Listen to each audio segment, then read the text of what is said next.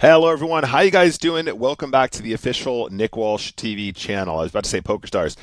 We're live, guys, and it's almost the end of the year. We're doing 50K challenge. We're trying to finish the 50K challenge, gang. In fact, let's take a look at what that looks like over here. It's been a long road. We have about 400 or so games to play. I thought we actually had closer to 600, but this is what the graph looks like so far.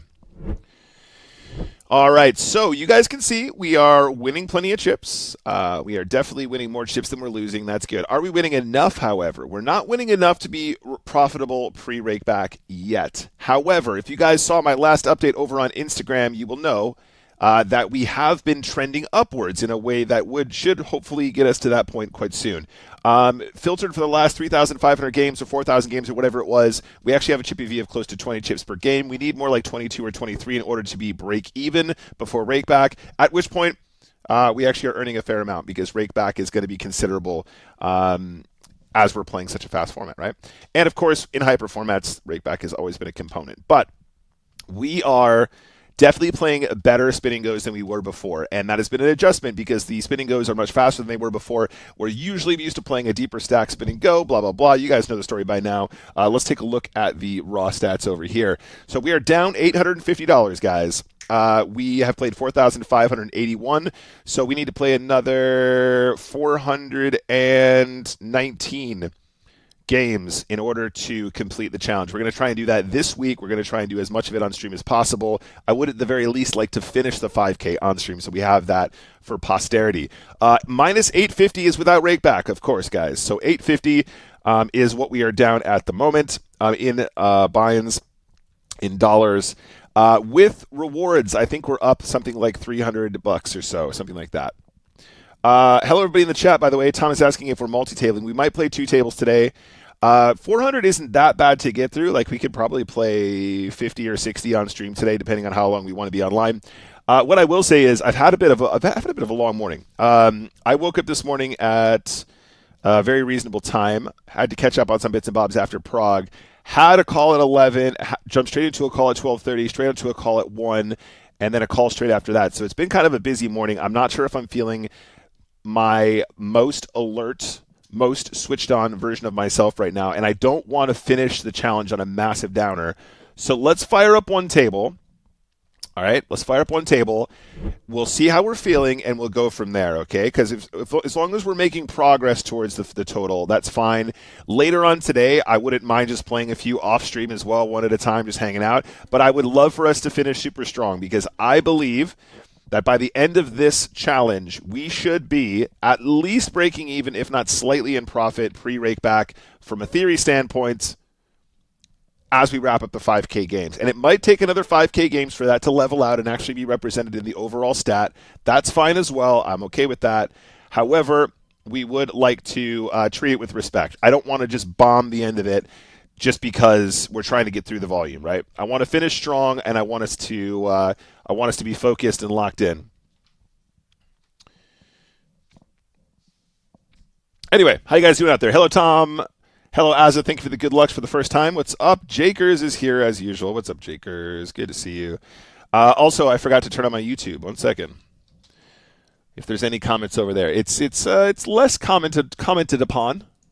To be fair, less commented upon.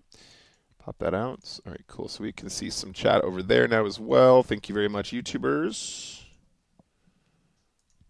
And we're on a nice short delay, so if you guys want to chat with me, come and chat.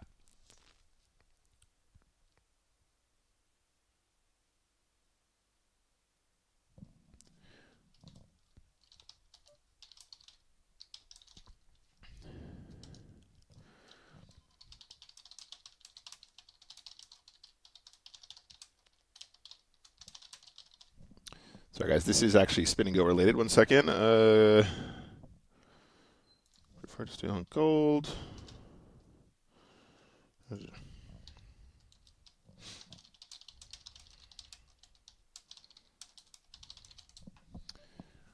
We did not win the flip. No problem. That's fine.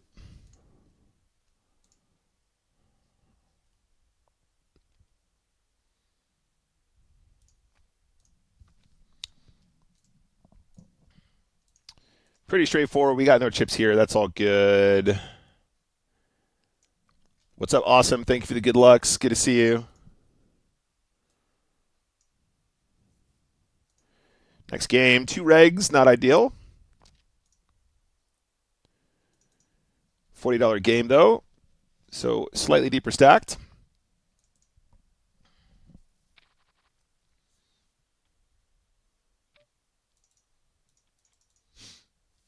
Awesome says, so over 4,581 Singos, you're down 850. Correct. That is correct. I would also note, though, I don't know if you spotted it from the graph, we're also significantly under EV. I think we are, let me just look really quick. We're about 10,000 chips under EV, so that's something like 30, 35 buy-ins, depending on how you do the math. So we are under expectation in chips 1, which means that we're actually below where we would be, even though technically, theoretically, our current chip EV overall is not meant to be profitable pre-flop. So I was expecting to be slightly minus in at least the first 5,000 games that we played as we adjusted for the new format. However, with rakeback, with rewards, we are. I think if you go look at the last post, it's like $300, $330 or something like that.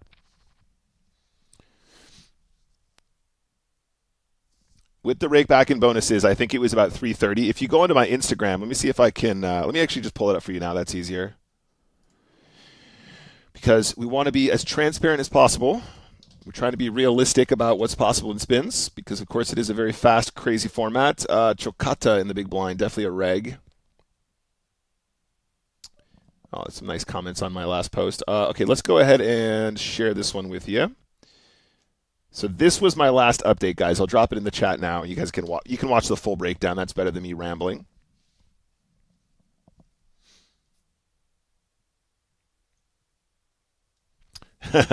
Tom wants another drink. Full spin poker. Hello. Am I ready to steal money? I'm gonna try my best to win money. Absolutely.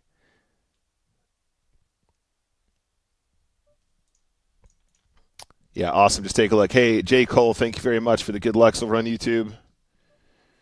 But as an experiment, obviously we started this when Spin and Go's changed format to be the merged pool, merge spin, merge regular. As an experiment, it has been interesting.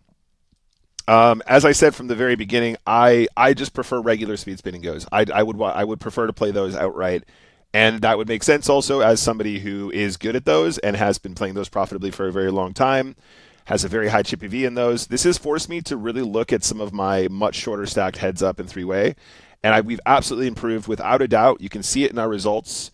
If we turn the graph on again and I show you guys my non-showdown, my non-showdown has been much better. In fact, even slightly profitable in the times it's taken me to try and improve upon it. But like I said, at the very beginning, we were figuring stuff out. We had a long flat line there, and now all of the nice work that we're doing upwards, we're slowly canceling that out as an average. But we have to put in a lot of work to try and sort out that long flat stretch we had at the very start. And that will happen to anybody, right? You're going to go on long flat / slightly like losing EV stretches for sure. But I would say that a lot of our game is a lot tighter now, and the fact that we're not losing as much in red line is going to make a significant difference to the overall win rate, right? And I think we're doing it in a relatively balanced way as well. Like we're definitely trying to find quite a few sort of exploit spots against the right opponents. Against these two opponents, I'm definitely not afraid to take the thinner edges because they're going to outplay us a fair amount.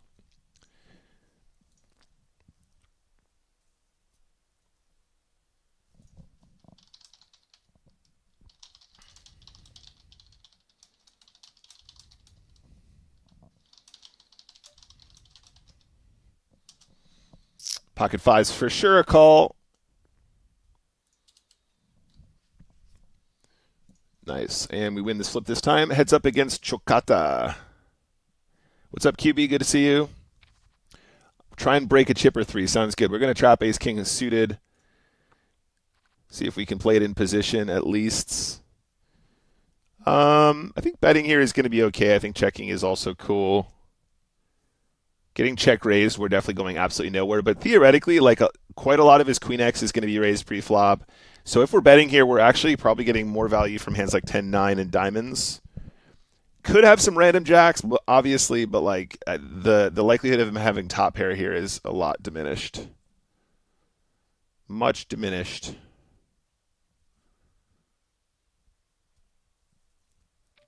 Yeah, if we're getting check raised, we're not going to play our hand this way in the knowledge that we know what we're trying to accomplish and then fold. Does he have a jack? Sometimes, yes. I think he actually ends up having flush draws way more often, or straight draws way more often.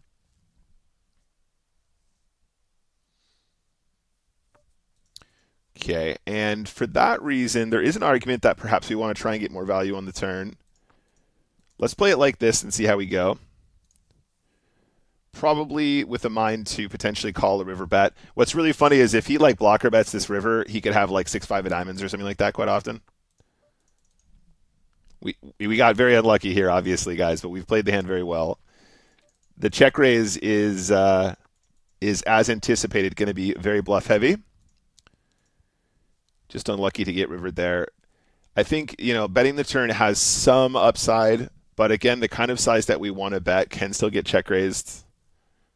The kind of bet that we want to make there does get check raised a fair amount as a bluff, as a semi-bluff, and then that puts us in a bit of a weird spot. So we think we've played our hand very well.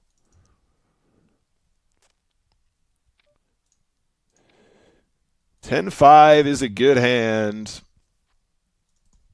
We won the $40 regardless. Easy game. On to the next one.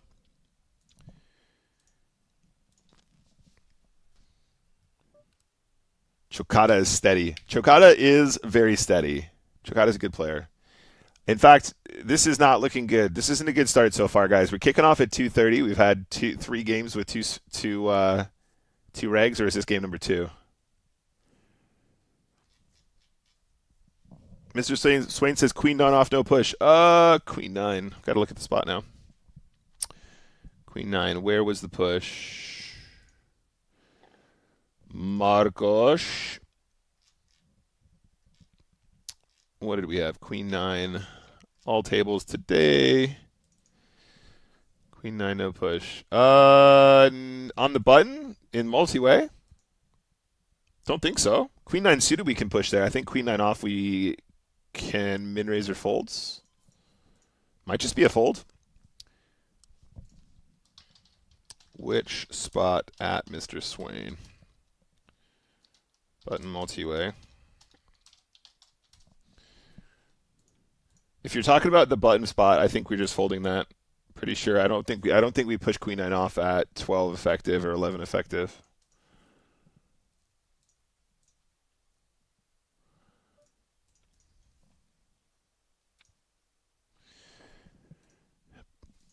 I don't think so. Queen 10 off though. Yeah.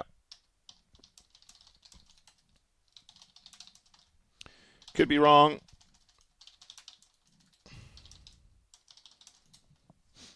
We'll have to look that one up. Full Spin says, did you find some exploit versus fish? 100%. I mean, that was, I don't think that was ever the issue. I think the biggest thing that I adjusted was actually for against the regs. Basically, the big adjustments that I made that helped my red line a ton was I took out a lot more of the marginal spots against regs. Like there are situations where I think they want me to be calling blind v blind multi-way. It's a particularly weak spot of mine anyway, but against regs I'm definitely getting exploited super hard. So in a 2x, let's just go. It's fine.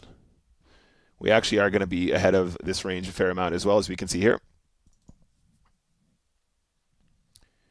Can't you push Queen 9 quite wide? I think it's probably okay, but I think it's going to be getting pretty close to breaking even, if I'm not mistaken. Queen 10 seems like a slam dunk at 11, though. We can look that one up later if you want. Let me mark that for review. Let's get rid of that one, and then hands. Queen 9 folds. This is a call for sure. Exploiting the fish was never that big of an issue. The exploits versus fishes was always been fine because that's something that I've been used to doing. Just as a play. This is the hand. Okay, I'll mark this one for review. We'll go over this when we turn stars off later, buddy, if you're going to stick around.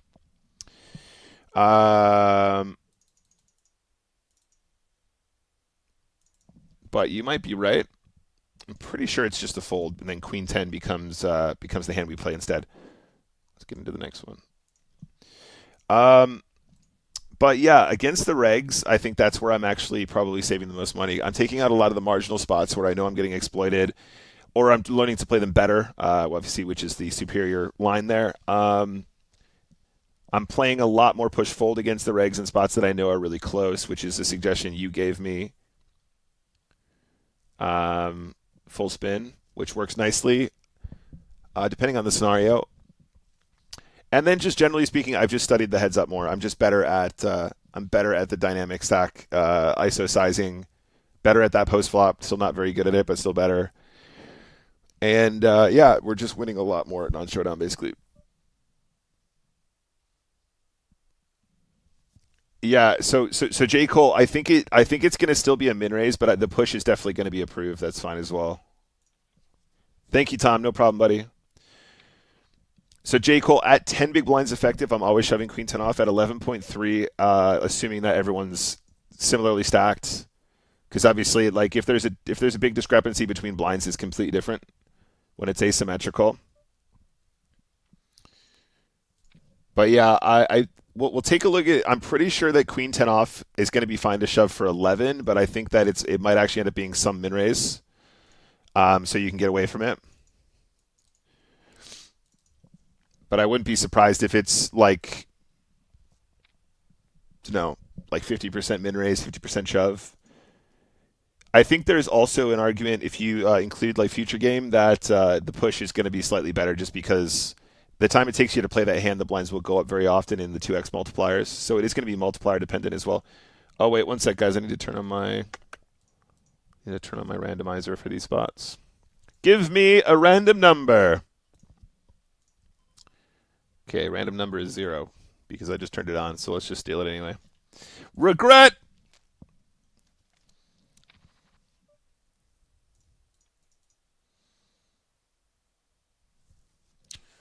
Mr. Swain says, can't you push Queen 10 off for 15 big blinds as standard? It's probably, if you want to play pure push fold, that's probably what would happen. We're talking about multi-way as well, right? Remember, we're talking about button versus small blind and big. So that might be the default for push fold, but that's going to be very, very suboptimal from a GTO perspective, right? Depending on how you're defining GTO. If you're doing a toy game where you can only push fold, then it's going to probably be a push, but also it's not going to be optimized if you have other nodes, right? So if you're including Queen 10, if you give the computer a min raise, it will almost always default to the min raise with Queen 10 until you get to around 10 big blinds effective from that position. There are other combos that prefer to play push fold though because they end up having a lot of equity regardless, and that tends to stray into the suited department, right? So if I remember correctly, like Jack 9 suited at 15 effective, I think GTO wants you to pure push that one. It might be Jack 9 suited, I think. 9-10 suited will probably be in that same category. Ace 10 off, Ace 9 off, pure push. You don't have to do that. You don't have to do it against randoms. If you're playing against two randoms, you can play a lot more min-raising because they're not going to 3-bet jam at the correct frequency. And that's a huge edge if you can do that right? If you can correctly identify two complete strangers in the blinds, you don't need to be playing those beautiful hands as a push because you're not going to get exploited. Like 10-9 suited, you should be playing as a pure min-raise from the button 15 effective. If you're playing against players that aren't going to be 3-bet jamming and putting you in ugly spots where you don't want to call with 10 high or jack high, right? Oh wow, getting called and dominating here is fucking cool. Anything but an ocho. Let's go. So yeah, sorry we got off to a bit of a later start, guys. It has been a really busy morning for me. I was just I'm not even really fully decompressed yet. Had some meetings about money. Had some meetings about. I spoke to like a financial planner kind of guy to try and help me like be an adult, which I suck at. It was kind of hilarious too because I was trying to explain to him like, I'm a poker player, so like I probably have like a slightly higher appetite for risk than most. And he's like, we're a financial planner, Nick. It's gonna be fucking boring. I'm like, okay, cool, that's fine. We can do boring. And then I had a meeting about my Bloody Mary company, guys. I'm really excited about that. We had a meeting with a lovely lady who's going to help us to get our product into a can. It's very complicated. This process is ridiculously complicated, and it's been a real stressor. Oh my God! Slam dunk for the pocket nines, guys. There is 7 big blinds dead. That is almost half of a buy-in in big blinds here. And we are absolutely crushing both players. Cannot lose. It's impossible. Let's go. Merry Christmas to both players. Just before we go anywhere, this is a mandatory label for both. This is unacceptable. There's not really much to say. We're just going to do this. And we're going to do this. That's all. That's all we need to write. Both players. A7 off flat. Not ideal. Although, actually, before we move on, we probably should actually note the A7 off bit. Because that's not good either. Flat A7 off, SB multi-way. That's all I need to know because basically them having weaker aces there is something important if we want to be doing wider squeezing from the big blind or if we are going to be on the button and we're going to try and barrel off on ace-high boards where we think they're not flatting with those as much. This one is going to be this one. Yeah, calling with the Spraggy is a bold move. He's not seen the stream. We're going to start very small in the flop. And we're going to take it down.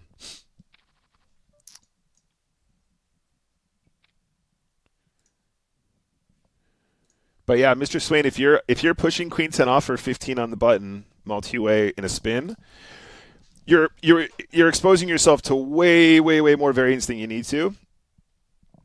Will it make chips? It might make a very small, like, fraction of a chip. But that's not.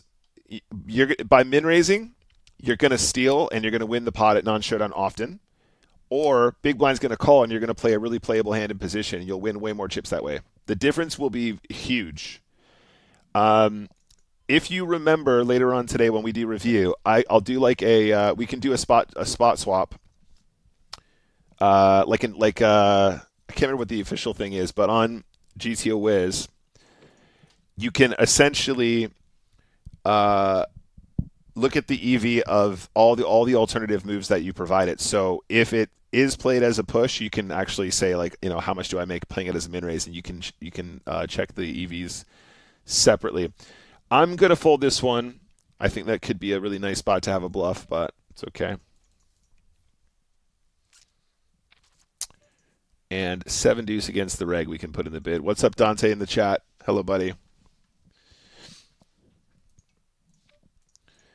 Oh! We've played a lot of hands with this guy, by the way, guys. We've played a lot of hands. I'm going to put in a little trap here. Can we get a little trapper? Little king deuce off? I'll take a king 8. That is a reasonable trapper. We don't want to chop the pot, but we get the EV anyway. We get the equity.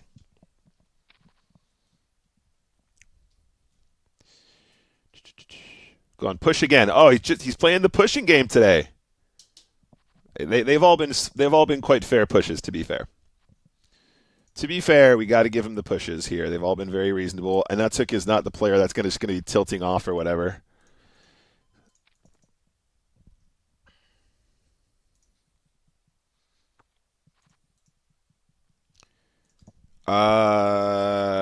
Yeah. Just bet the flop here, make it easy. Simplify here.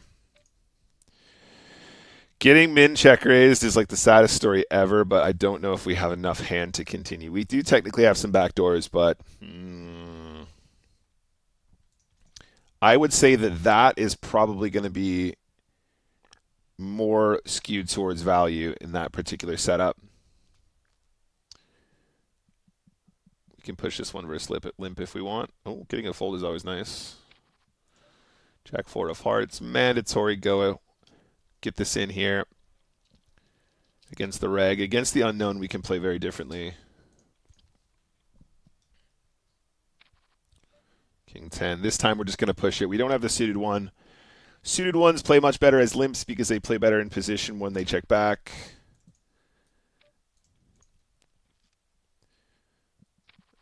I'd say this one's going to look good on the EV if we can get some of these pushes through. That's fine. Fair fight here. Ocho. One big blind.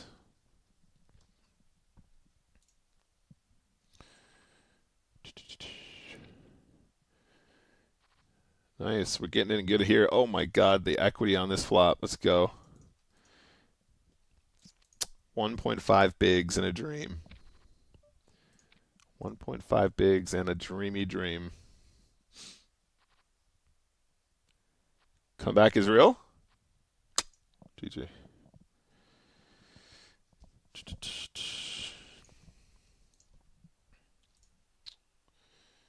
Next game, please. Oh, wait, 1 sec. Unregister.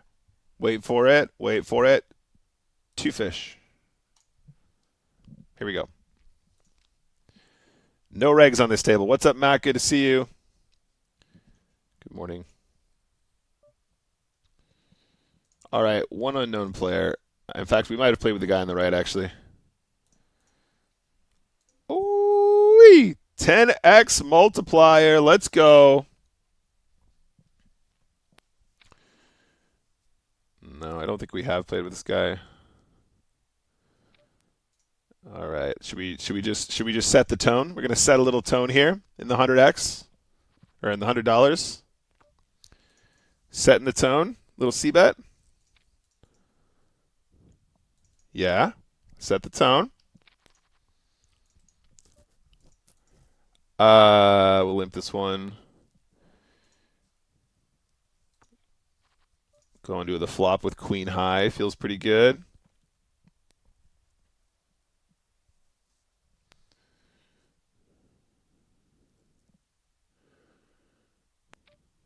Not folding yet. Any queen, any nine might be good for us. Yeah, we can fold the turn.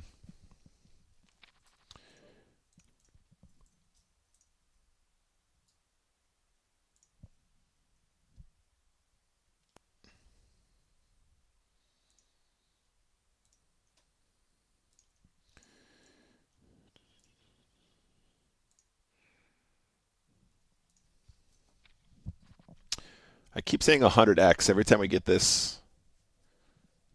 10x for $100. That's right. Toasty Tom.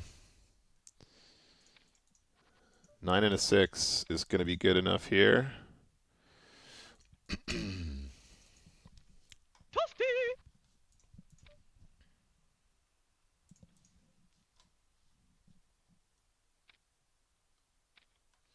Does he ever lose?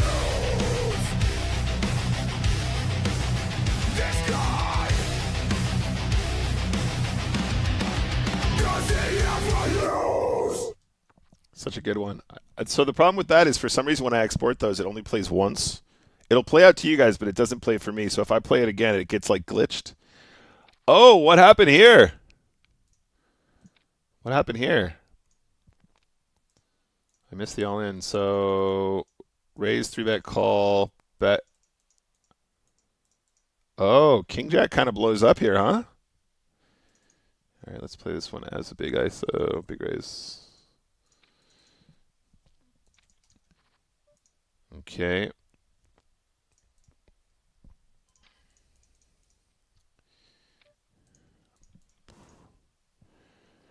We went for the big ISO move. We're going to have to claw it back from here. I don't know what he's limp calling with in this spot, but okay, fair enough. People do make some pretty big mistakes in these spots, which is kind of the whole point of these moves. And we're not folding for $1. We miss all the draws. We can beat 8-9. Just have 8-9, please. Ugh. We actually had tons of equity on the turn there. Poker Joker, what's up? Good to see you. Okay, we just got to navigate this one carefully. We can do this.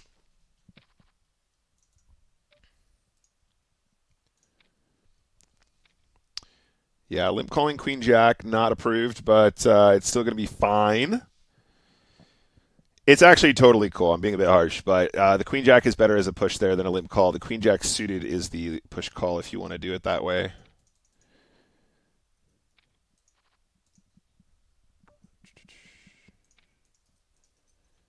Nice. Building it back up. We can do this.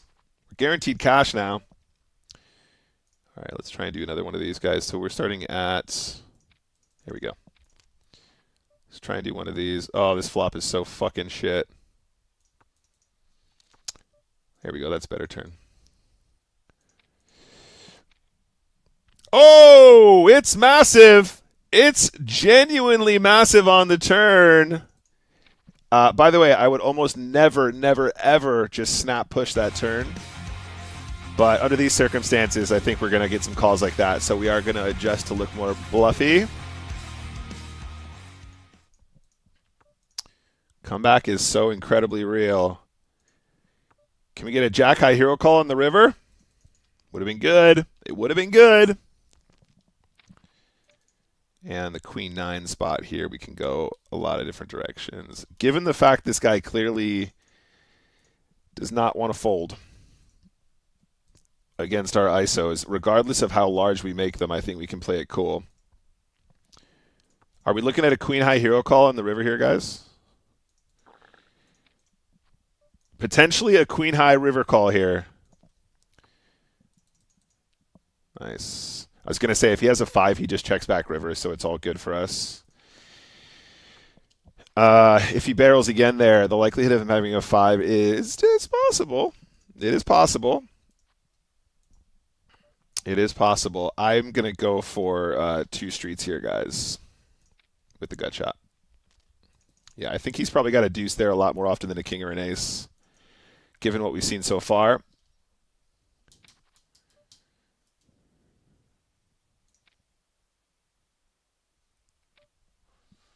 Just fold to the ISO, no problem.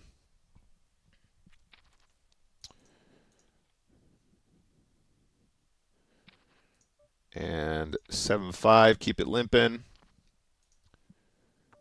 Probably can do a little bit of everything here. Against this guy, let's do like a little delayed spot maybe. Unless he leads this turn.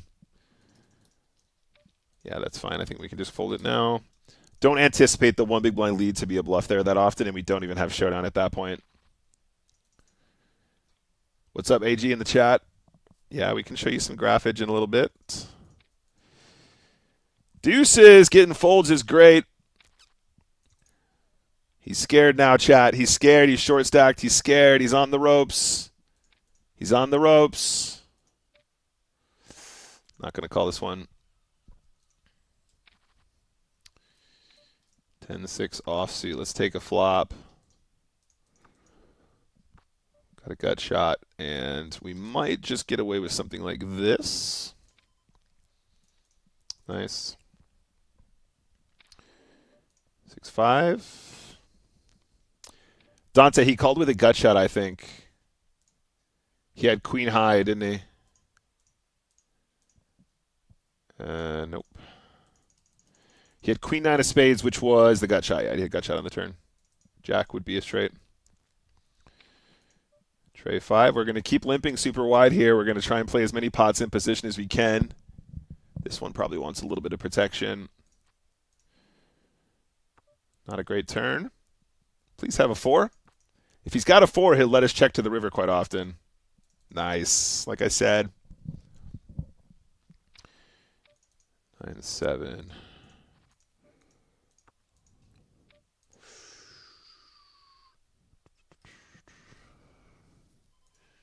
No, okay, be patient. Going to be patient here. Queen 9 we can push all in here if we want to. We're going to play it slow against this guy. Seems like he wants to be... I'm getting the vibe that he is happy for us to just hanging around. Queen high, like a boss, guys. We're calling the turn there. It's going to be lots of straight draws that we're beating. We can't be folding for the 1 big blind there, you see? And like I said, it just feels as though yeah, this one's pretty close. We can probably justify just pushing here. This guy seems like the kind of guy to push a lot of his Queen X and Jack X pre at 4. So this one's kind of, but this is fine. Yeah, fair play. Nice hand. A lot of people defaulting to pushing the Queen 9 suited there pre-flop, which is why it is close. But when people are playing a more unconventional style, then you know we need to be a little bit more careful. We have the chips to try and take the spot though there regardless.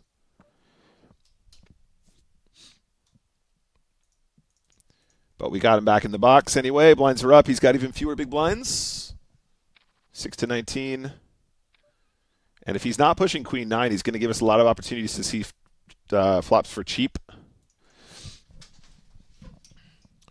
But we do want to be aware of that in future because we're not going to make those plays if he's going to be limping hands as strong as that at such a shallow stack depth.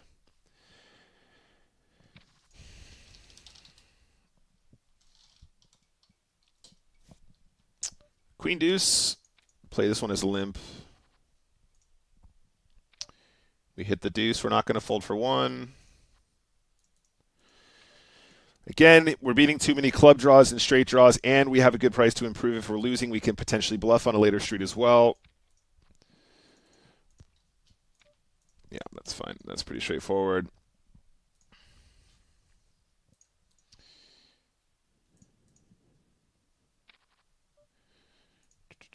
We can push ace-deuce here. Against this guy, we can probably play it safe. And we can even fold to that as well.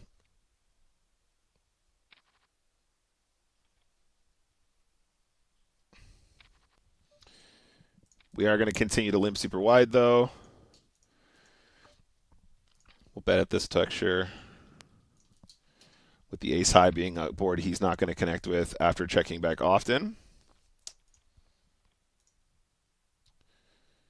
And ace nine, we're just going to play as the pure push here.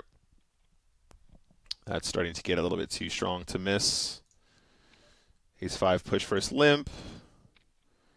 Put the chips in good. Are we going to get unlucky? Ace. 100 smackers, baby. Let's update that challenge total. That's another one. And that's really, really nice. So we've played 2 10Xs since the last update. We've won both of them. I want to double check what our total is at some point as well, guys, but we're winning over 50% of the 10X multipliers we've played since the start of the challenge, which is huge for our potential payout at the end.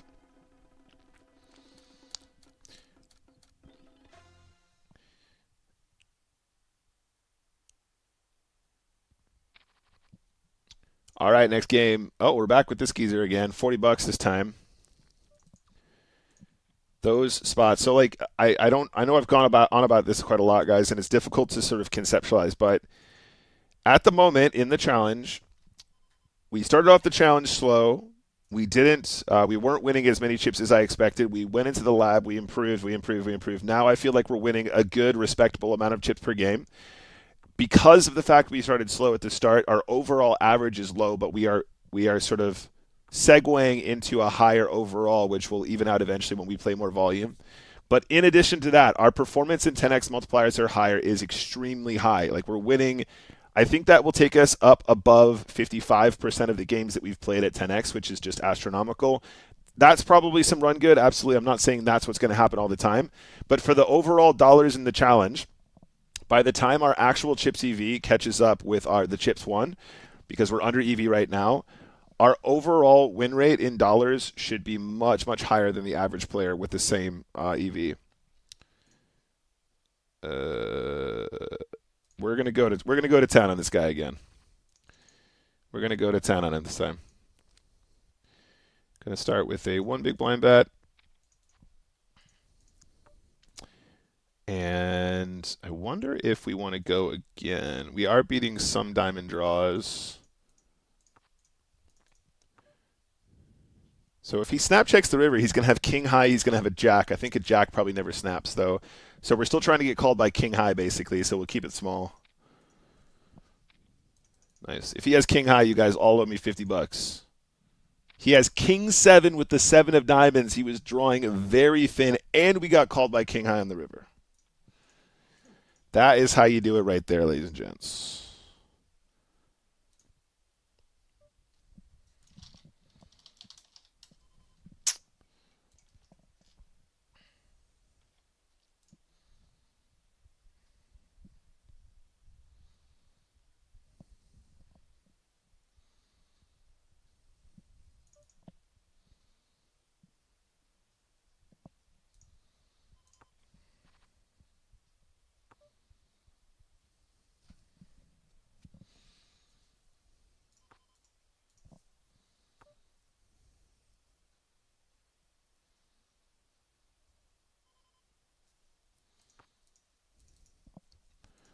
Jack high for the win.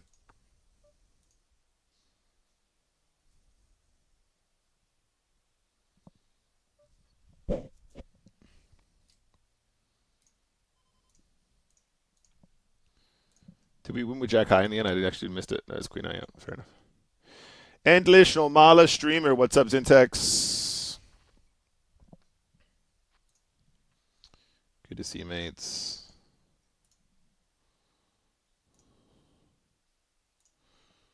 All right, cool. I'll get back to that in a sec.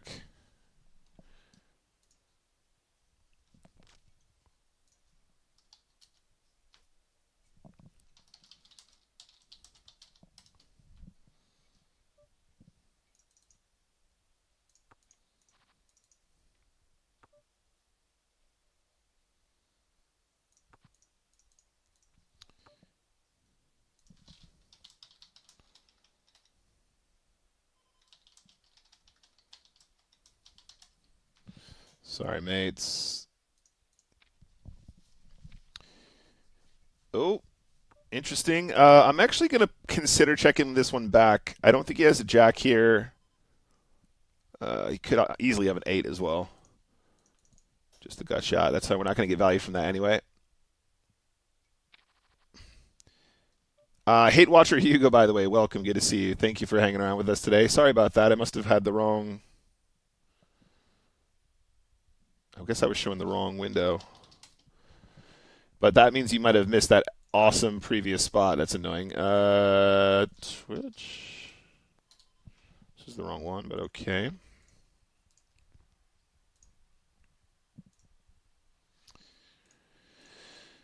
My channel.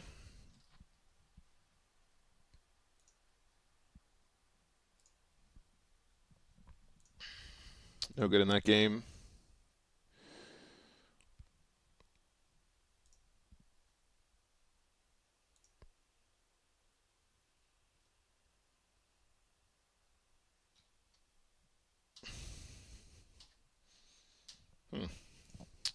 Anyway, next game.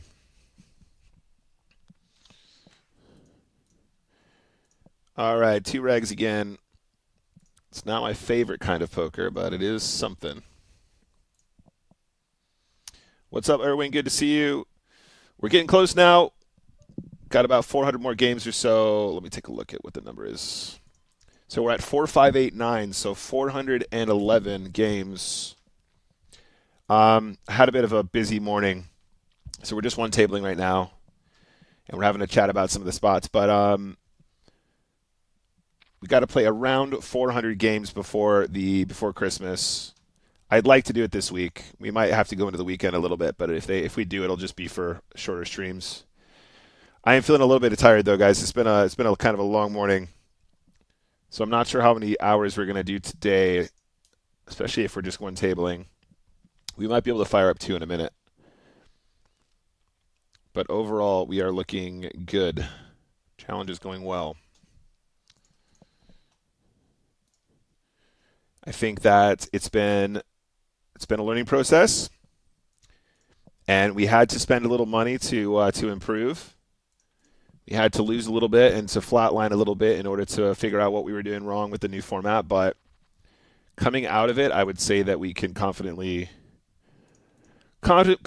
report that with a little bit more volume, we should be doing fine at the $10 spins, and with a sight to take this to higher stakes. I'm glad that we decided to move down to 10s for this challenge, though, because obviously it's been a fucking wild one as well. At one point, 160 buy-ins down, despite being well up in the EV department there. I think we were about 100 buy-ins below. In EV chips, we were 100 buy-ins below EV.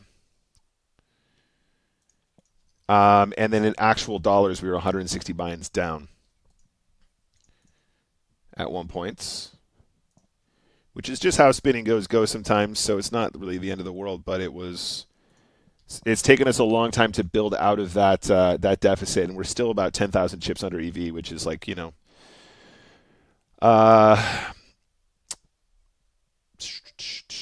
35 buy-ins or something like that under expectation.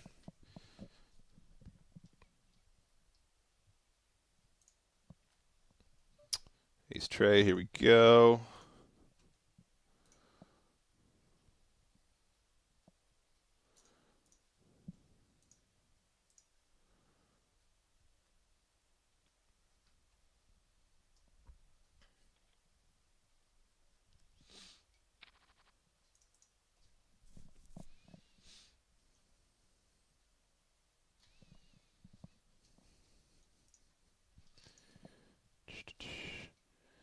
I mean, if everyone's playing slow, we might have to fire up another table here.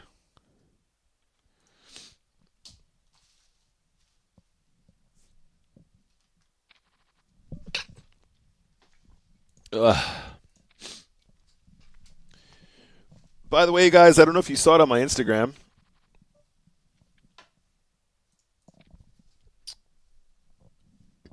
Ta-da! Spin and Go Showdown. Spin and Go Showdown Champione.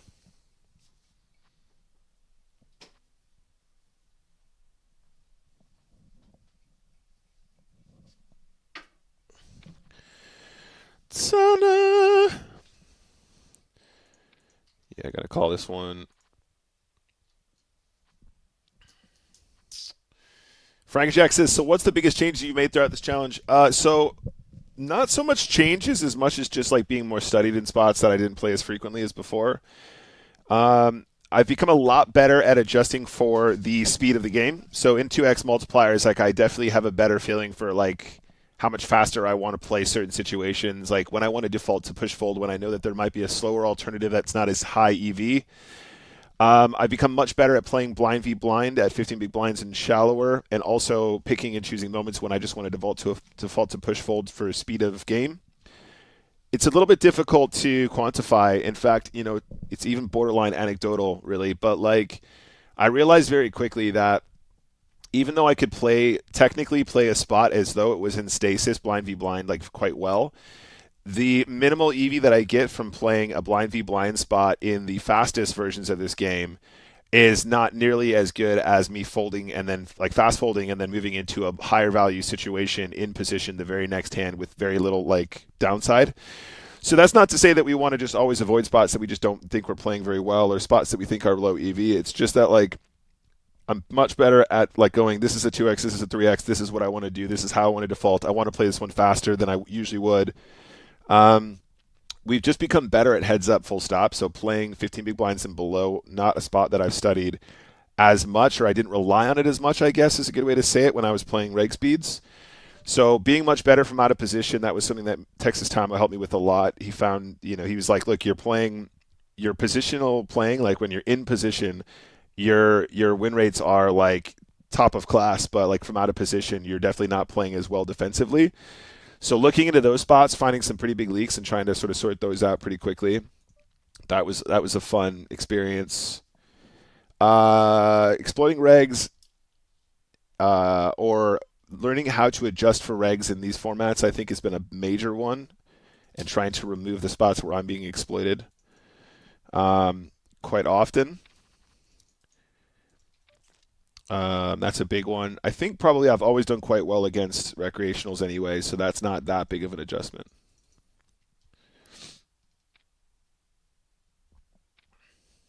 How much did I have to pay for it? There is probably a numbers in text, but yeah, that was how much. How many spinning goes have I played this year? Hey, John, good to see you, buddy. Also, it wouldn't be. I wouldn't mind doing a little golf stream this week as well. We've got to get the challenge done first, right? We got to play through the challenge first, finish the 50K challenge, and then maybe we can have a little gamer stream. Joe Stapes had some interest in playing Arc Raiders, which I haven't tried yet, but I definitely want to try.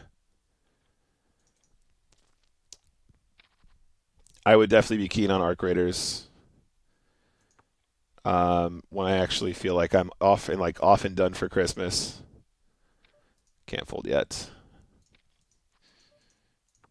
I'm expecting a Natsuk to barrel twice here anyway, but I just think we have to call at least once with the king high here. These spots are interesting anyway. Like when you look at them from a GTO perspective, I think we are supposed to be defending our king highs there like most of the time.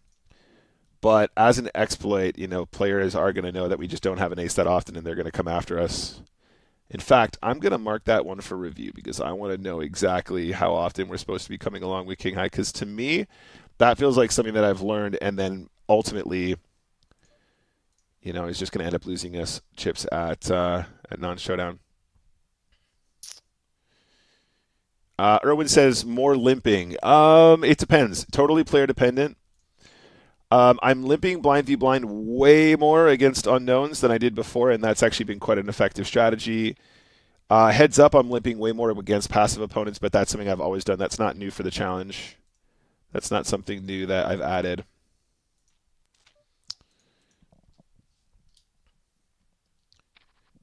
It's been a lot of small changes that have added up to what I think is a pretty significant difference in skill.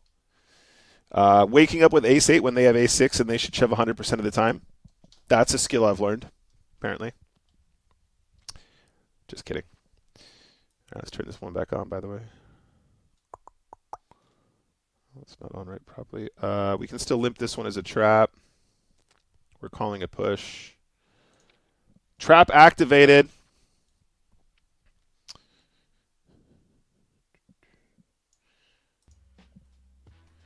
That was a good trap.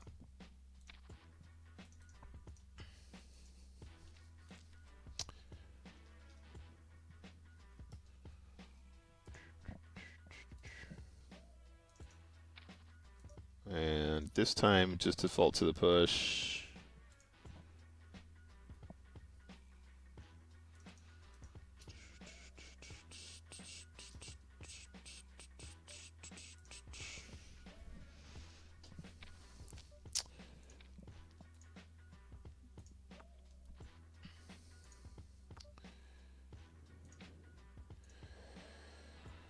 Bottom two pair. I think we want to get some action here.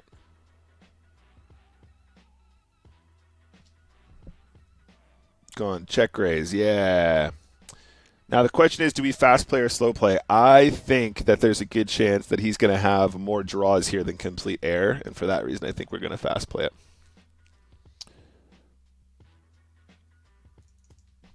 If not, it's going to help our red line anyway. Blinds are up next, hand 2.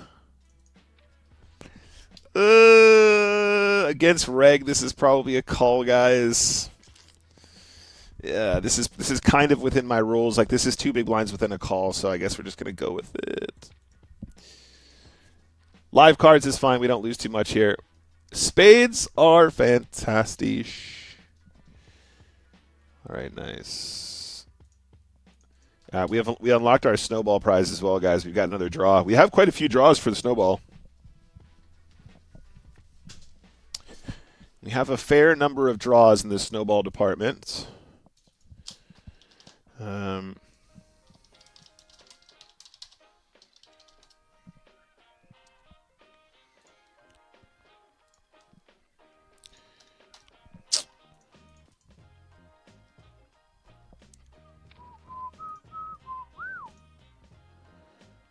Mateus in the big blind. Yeah, we're not going to lose this one. There definitely needs to be a tramped emoji time. You're right. John, excuse me. John, I don't know. Should we do golf? Strag has vowed to never play golf again, by the way. So, and I don't blame him. Some of that game design was pretty bad. What's the other thing though? Don't forget, guys. Tomorrow, Chat Pro Poker Show. There you go. There's some details in the chat now. The tournament ID is in the chat. Chat Pro Poker Show is showing up tomorrow evening. Tomorrow evening we are doing a standard Chat Pro Poker Show, but it's going to be a special for Christmas.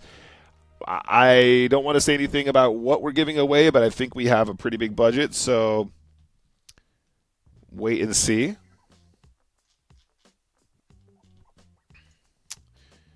Wait and see.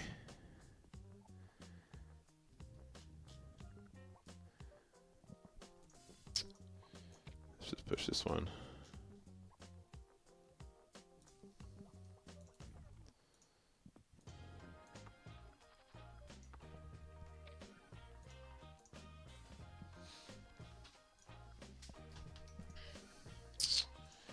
This one's fine too.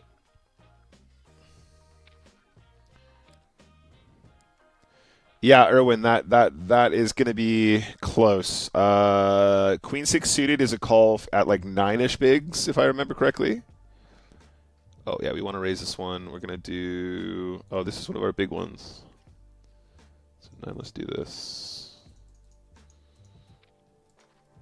And on this board, we can just get away with a very small continuation bet.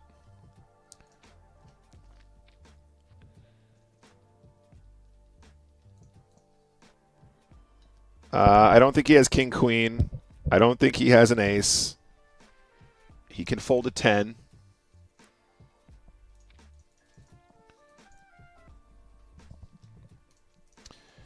Woo! That was spicy. That one felt Spicy.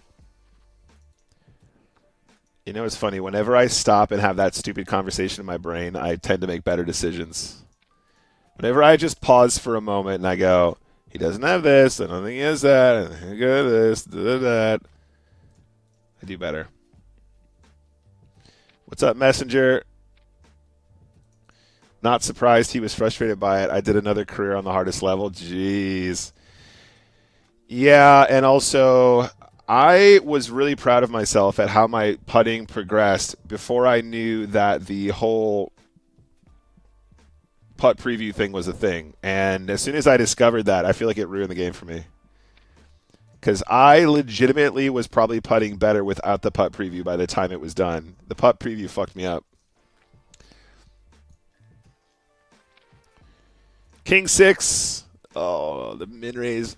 Okay, against this guy, I'm going to make a very tight fold. Min raising off that stack, we're just going to avoid it. And then I'd much rather push this hand than get the King 6 in just now. Yeah, see? Scooping him up. Cheeky limp. We're gonna get away from that though. We can get a cheeky limp in, but we don't want to put more big blinds in with that hand. Easy push.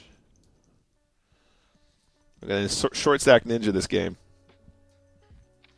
Short stack ninja. Yeah, chip lead. Short stack ninja.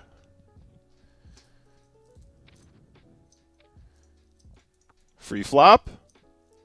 6 high. Huge edge. Short stack ninja. Not the running spades. Short stack ninja. Cinco de Mayo. We got it in so good with the 6, you guys. And now we're going to have to short stack ninja again. Oh, not the 6 deuce. Thank you, Zintex. Thank you, thank you, thank you. We get it in good here. This is the best hand. This is the pre-flop best hand. Nice. 6 deuce off, kind of rad, right, Zintex? Woo. One big blind on the flop, shove turn. Jeez. Now, against this player, we would never do this against anyone else. Short stack ninja limp. Never folding the flop. Never folding the flop. The 6 is never fucking playing. Don't be ridiculous. Is that really how we're going to go out? Did you see what our chances of chopping that pot were when we got it in with second pair? God's sake. For God's sakes. All right, well, that was a good game for us in EV. We lose very much, very little. In fact, we get the chips in good for the win on several occasions. Oh, you absolute scoundrel. Down to 2 big blinds, and we have to gamba.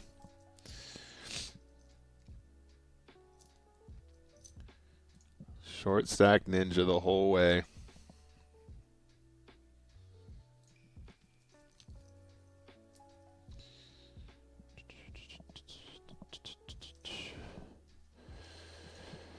Short stack ninja.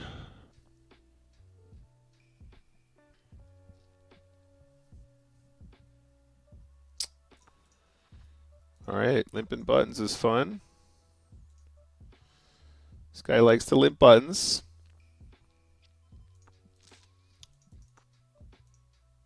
Ten high for the win. 10 high like a boss. Woo!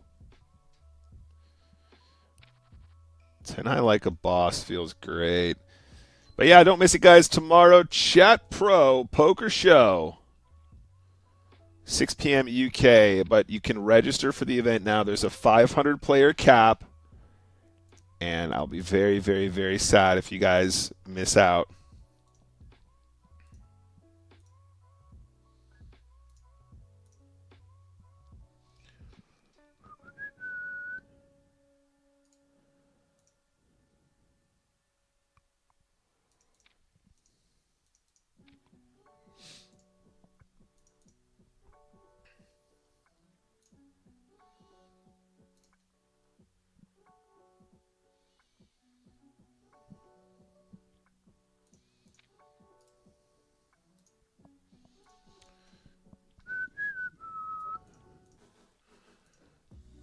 That was a filthy run out, Irwin. Do you know how hard it is to lose from there?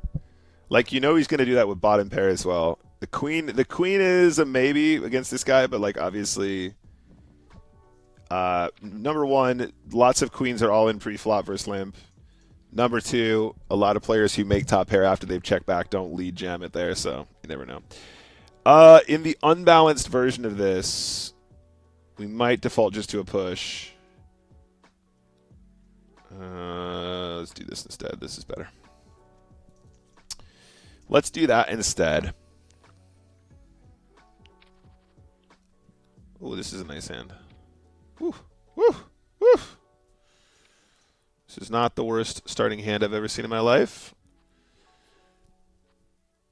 Jack. Unlucky there. Good for the EVs, though. Very good for the EVs. Exceedingly good for the chip EV.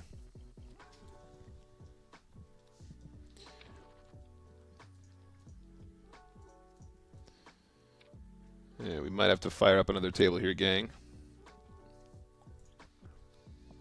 Should we try two?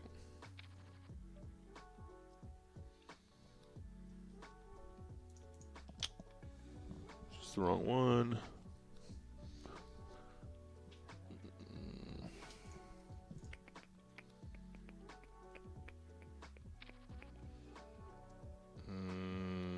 Save this note. And then I think the rest can go.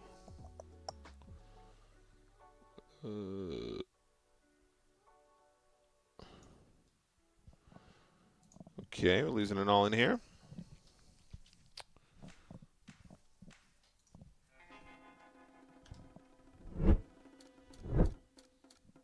Sorry, guys.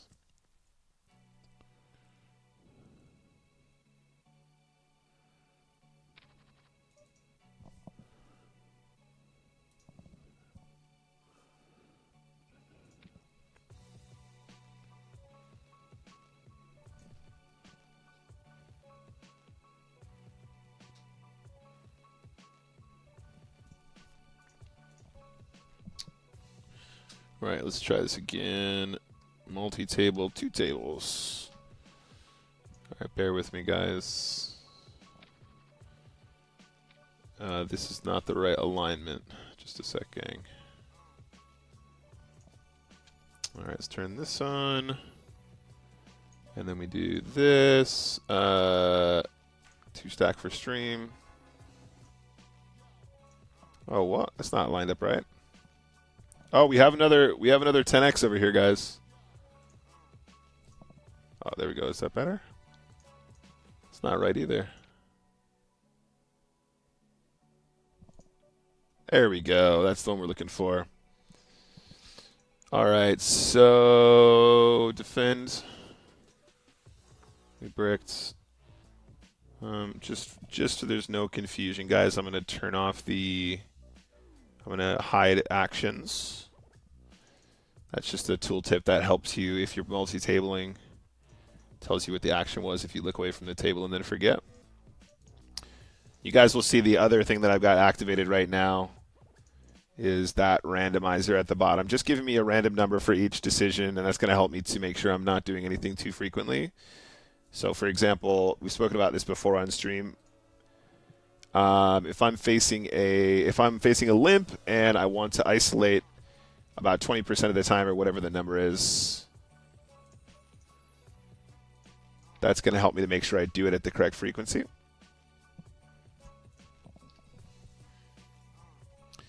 And so that's something that I was very unbalanced about. I was very, very, very unbalanced in that department. And having that little extra tooltip, that little extra piece from Stars Caption makes a huge difference, and it has helped me. That's actually something I didn't mention earlier on, but that's something that has definitely been a big help in improving my heads up for the challenge. But yeah, the game on the left here, guys, is for 100 pounds, $100, excuse me. Game on the left is for 100 buckers.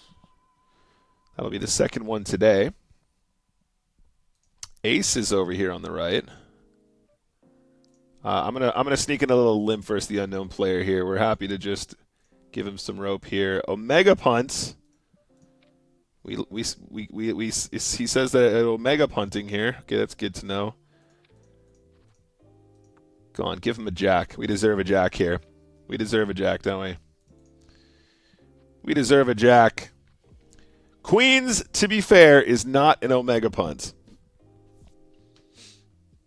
To be fair, that is fair. That was not crazy what he did just there, but we do have notes that he's done some wild stuff before, so we just want to be aware of that.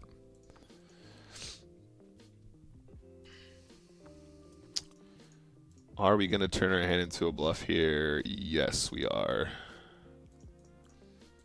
Yes, we are.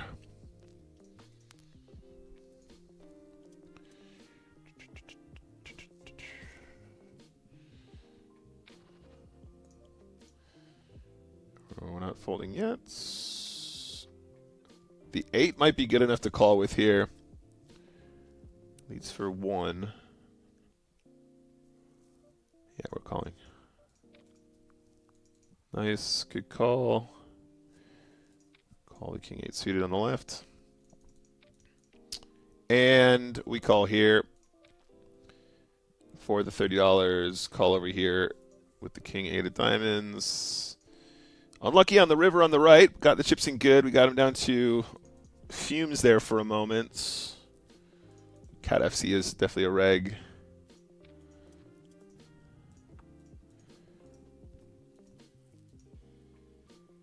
Calling his shove with ace king suited. Obviously. Oh, check turn. Interesting. Can king 8 get to showdown once in a while? Let's see. Oh man, if he bets this river, we could ship it in. That'd be so cool. Can you imagine if we made this move?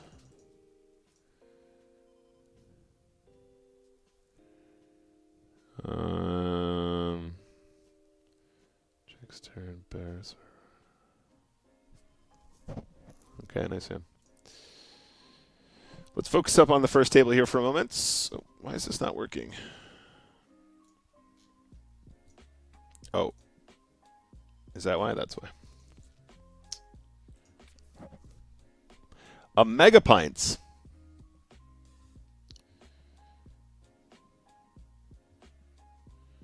That's right, Tom. A mega pints.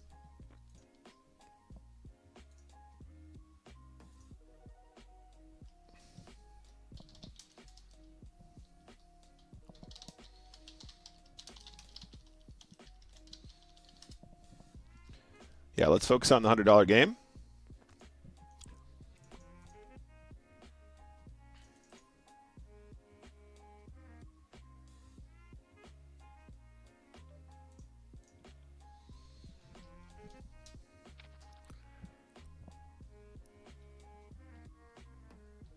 A mega punch in the stomach for the queens. Yeah, that was pretty brutal. Fucking mega pint, my friend. Yeah, we checked the 8-6, so we've underwrapped our hand, the straight draw there, so that's why he's barreling with the 10-5. It's a nice move, but we kind of know what's up there, and we put him in a good spot to try and take him down. Not folding yet. Gut shot and a backdoor flush draw. This one's pretty gross for us, really. I don't think folding the flop seems like very easily exploited, but it's if it's feeling that nasty to me, it means I probably am not going to play it that well, regardless. If as a call or whatever, the raise is out of the question, in my opinion. Okay, so this one can go. This one's fine to push for 8 bigs. Staying alive in the 10xer. Ace queen is a potential calling hand here. Blind v blind. Ooh. Getting a walk is also cool. It's 5 o'clock somewhere.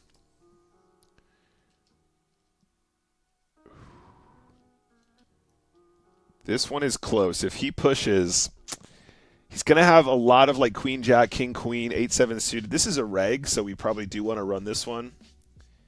I think we're just we actually dominate ace deuce, ace 3, ace 4, ace 5, ace 6. Wish me luck. Yeah, good call.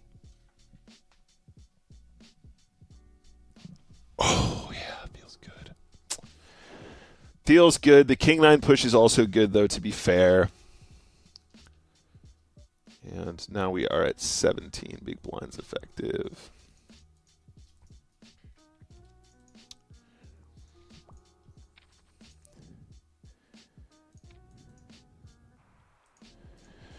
Heads up for another $100.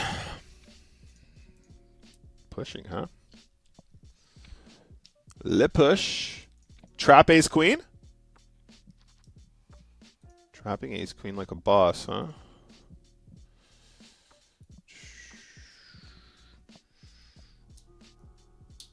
Trapping ace queen like a boss. And getting 2 big blinds on the river feels great. Got called by Jack 10. All right, cool. That works for me.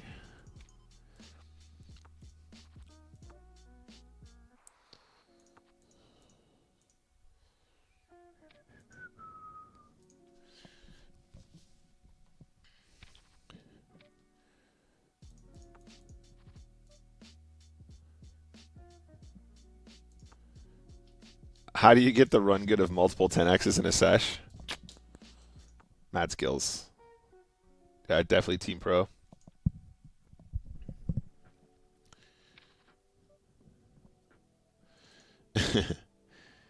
All right. Good decision making anyway. I'm happy with that, the A7 spot. I'd say it's probably the right one.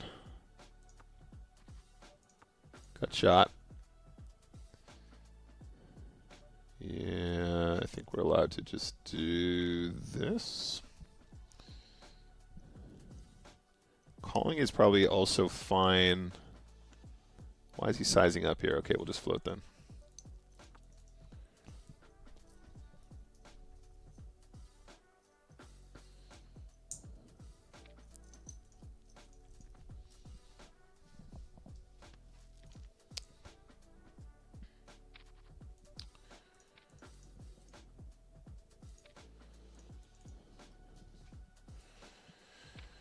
Me and Archangel, man, we've played a lot of poker together.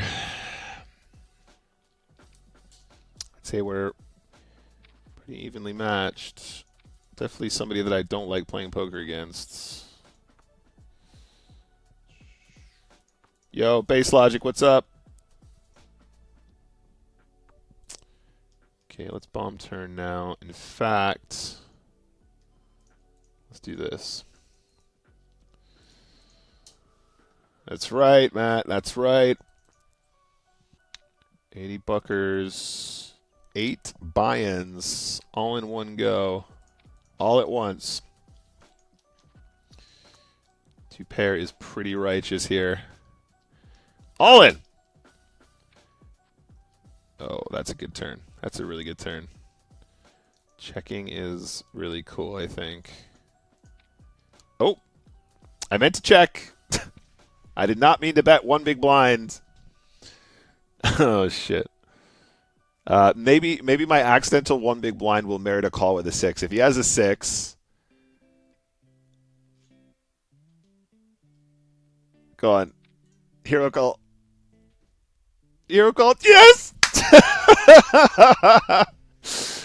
Oh yeah, he called with a jack. To be fair, okay, it wasn't the 6, but we did manage to get a call anyway. Slightly in front here. Queen! It was ultimately an acceptable line. We did manage to get a lot of value from that spot.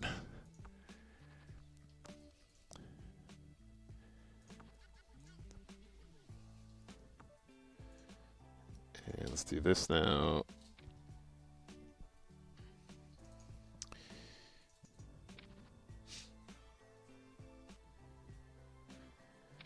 Well, exactly, Tom. I don't know. It doesn't seem right, though, doesn't it? There's no. I've played way more than 250,000 hands.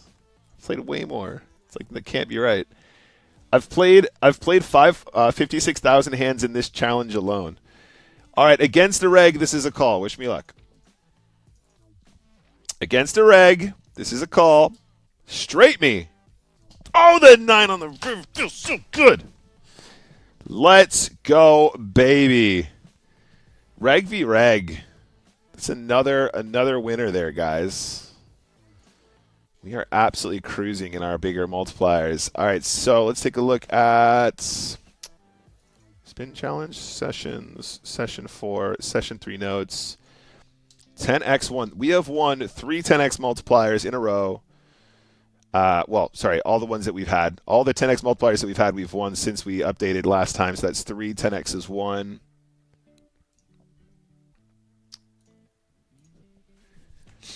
Not too shabby, guys. Not too shabby.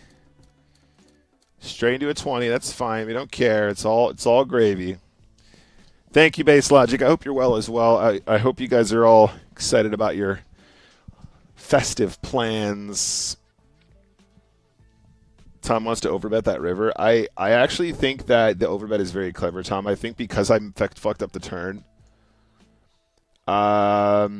It looks really sus if I do that size. That's why I went for that. But otherwise, I would have. If my line was to bet that bet, I would just overbet river. But I think I wanted to try and make the 6 really suspicious, basically.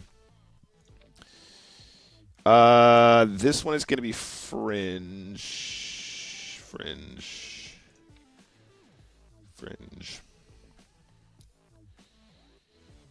Oh man, some juicy equity in that one though. Some juicy EV. That EV is juicy.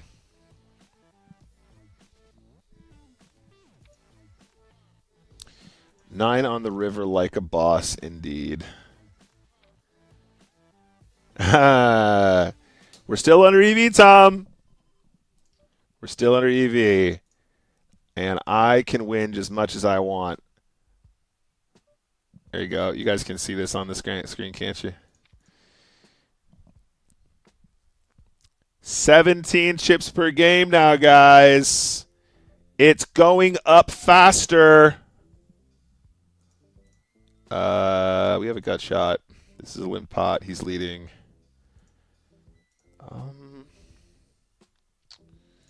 Okay. It's going up faster, chat. See how fast it's going up?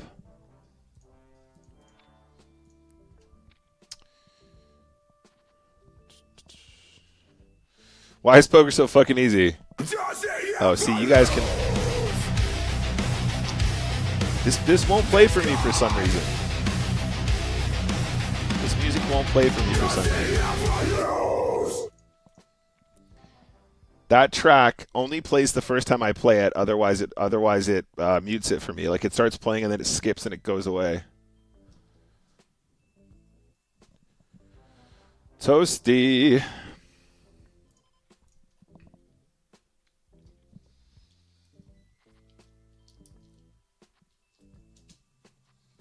Ace King no good. King 9 is good enough here.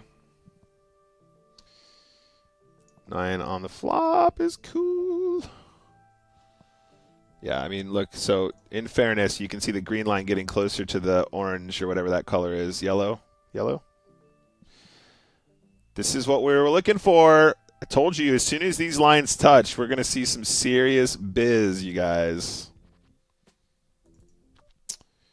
5, 6, 7, 8.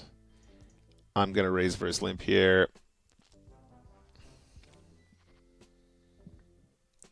We're going to start out with a 1.05 c-bet. We're going to trap the jacks.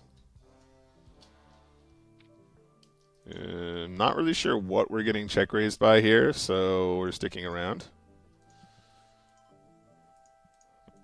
Okay, well, probably bluffing with the best hand, but nice hand. Pocket Jables. That's good enough on the left. This one.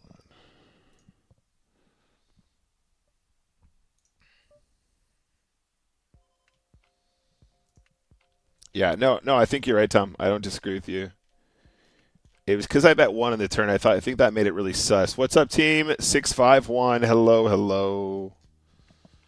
Hello, hello, hello. Yeah, you can see the actual win rate increasing very drastically here in the graph. And our red line flattening out right at the very end here. Definitely avoiding. We're definitely finding it very. We've ditched a lot of our leaks, basically, is what I'm saying, and it's making a difference. I don't know why we're 3xing over here. This one is a nice hand, though. 8-7 suited in position, absolutely majestic. Don't cross the streams. In this game, we want to cross those streams really bad. We really do. So we're going to bet the turn for 1 for value.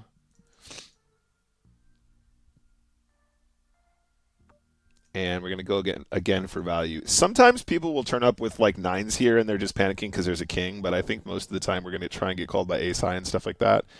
Pocket 6s, I guess. Pocket 5s are still in there.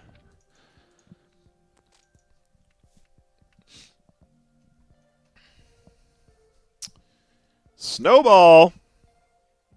There's more Chippy V to come. Exactly. Base logic. And you guys know better than most, as a human being, we function almost entirely and purely on Chip EV. We can survive on Chip EV alone, guys. We really can. I'm going to exploit fold that one.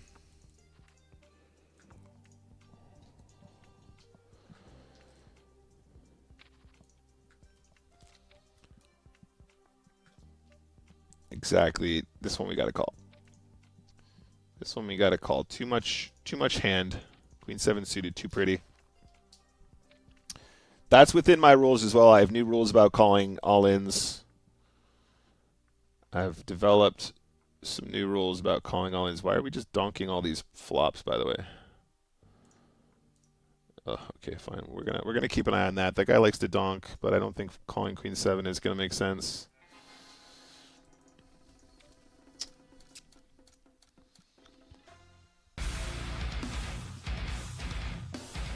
Tom, thank you for the sub.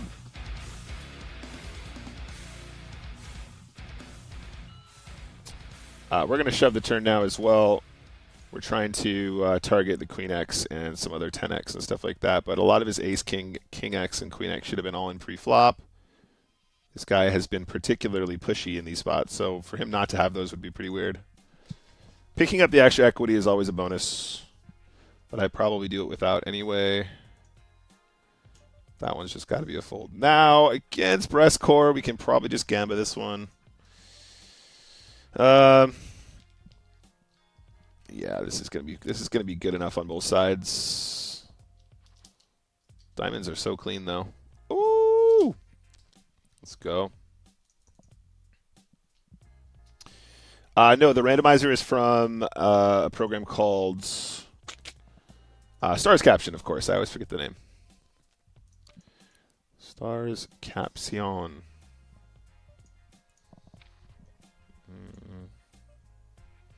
Yeah, the King 4's got to be a call there. We're too shallow to let that one go. This one can get a call too. Oh man, just run hot on every street, please. Let's go. I thought we only survive on results and complain about it, Chippy V. Never! Complain? Never. Yeah, this cute little dice with the number is coming from Stars Caption. This is from Hand to Note. This is a heads-up display that I call. Hello? What's going on over here? I'm going to make a tight fold against Seb. I don't know this guy very well. We have another 10x multiplier on the left. Okay. Interesting 2 barrels here. Okay.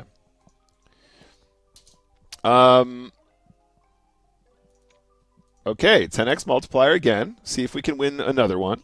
That would be very cool. But yeah, sorry. This is my super advanced heads up display that I call just hands, because it shows you literally just how many hands you've played against a person. That's it. I know some people might call it, cheating, but I think knowing how many hands you played with somebody is kind of cool. I'm joking, by the way. Of course, that would never be cheating. I think I still have to call.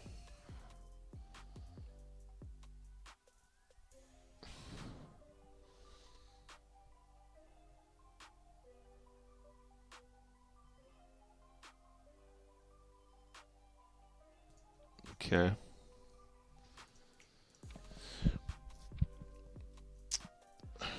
Two life cards. Pretty straightforward here.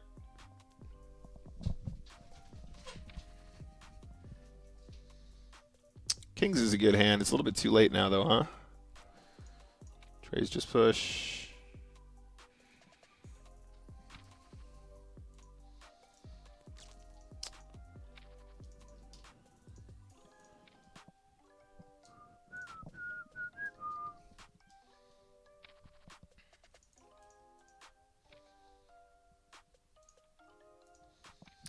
So with that Jack 7 suited just now, I thought I had a double gut shot on the flop. Am I fucking reading this wrong? Yeah, I am. I'm thinking of 10, 7. Yeah, I was misreading it. 7, 8, 9, 10 Jack. It's always just a gutter ball. Okay, I misread that hand anyway. All right, let's focus up on this one really quick. I don't know why it keeps doing that. It's like not showing the table right away.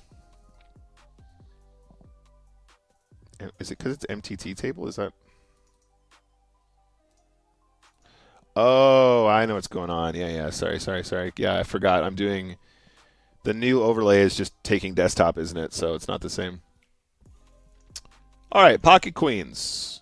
What's the worst that could happen? Okay. What's the worst that could happen?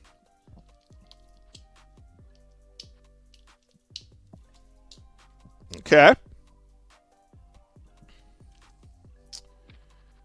We are chip leading another multiplier here, guys. Yeah, rigged for Team Pro, obviously. Yeah, we're good. We have enough equity here. We can call and get lucky. Multi-way 8-5 of hearts might as well be the nuts. Okay, this play. Okay, we're heads up. 20 big blinds deep against this guy who has Jack 6 of clubs. Let's go. Let's do it. Thank you for the follow.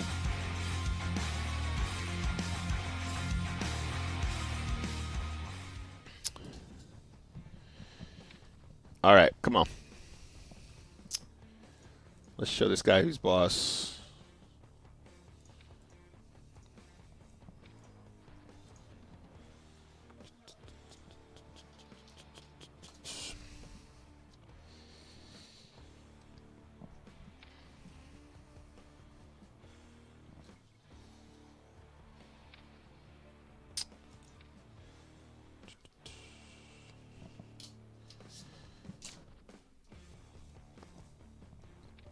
Is my guy scared money is the question.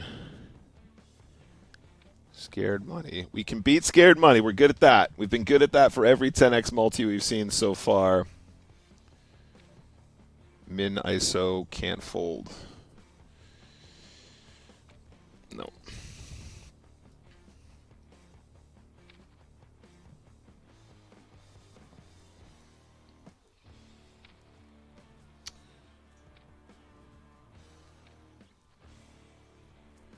All right, we're going to rep this ace. Interesting. Actually, not a bad opportunity to check turn, to be honest. Let me think about this. Jack X, 5X, diamonds. Okay.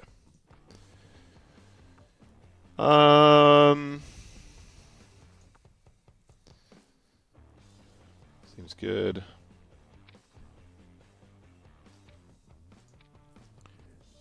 Flush draws are nice. Does size up on his C-bets a little bit here, but heart would be so nice. Oh, we pick up a gut shot. Of course we do. And he bets just enough for us to be priced in. Gut shot with the heart draw. Combo draw for Christmas, baby. Never in my life. Never. It's always a combo draw. And they always bet small in the turn, and we always have to call. Okay, we're going to check, and he's going to have 4-5 of hearts. Now, it might be wishful thinking, but you'd imagine that we can just make the fucking combo draw. You'd imagine it might be possible just to hit the combo draw when they are giving you the best price in the universe to get there. You'd think that you would just be allowed to punish them. You would assume just bet punish would be acceptable, right?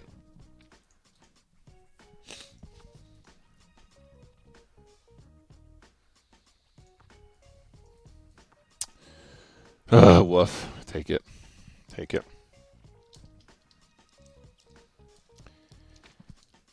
Like, we are so in control of this situation. We should probably call this one. We have so much equity. We're being such a wimp if we fold this. Okay. Wish me luck, guys.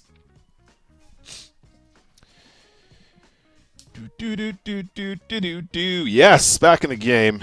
We're in control. We're not burning chips. We're not torching chips. Just don't give us the entire universe as a draw and expect us to fold turn. Because we can't do it.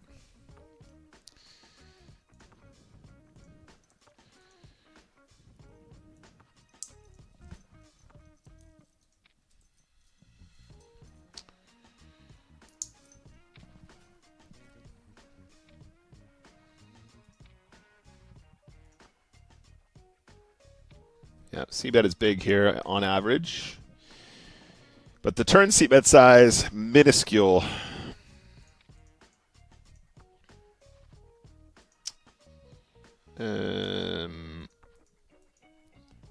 Give this a little delay here. What if we did this? And then checking seems okay because we're beating the random spades. I don't think we get a queen to fold. Random spades any good? Good check. Good check, Nicholas. Good check.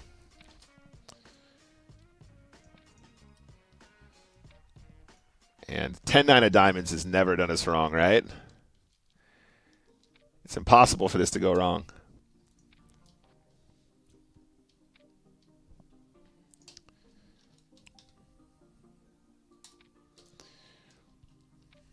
Oh, my God. I guess we're folding. What bluffs does he have here? Should have just kept it chill. This guy in particular, I mean, obviously people have bluffs, but this guy in particular, I think we just need to respect that. I wouldn't be surprised if that was about to go one big blind, shove river. Go on, blow up. Blow up. Blow up. Oh, man. Awful river. Come on, he's not going to check a 7 on the river, is he? Fuck. Why do I do this to myself?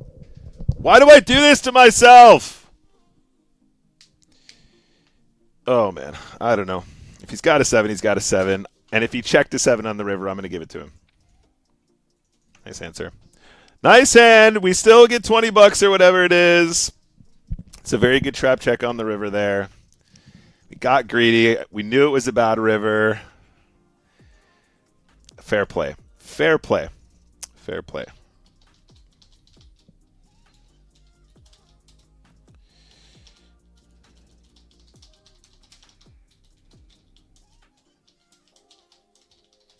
I mean, it's a bit of a setup, but it's also fair play. Honestly, if there was anybody that we are supposed to be betting that river like that, it is probably this player. But when they check raise us, it's pretty brutal. Anyway, still a small win for us here. On to the next one. Brutal.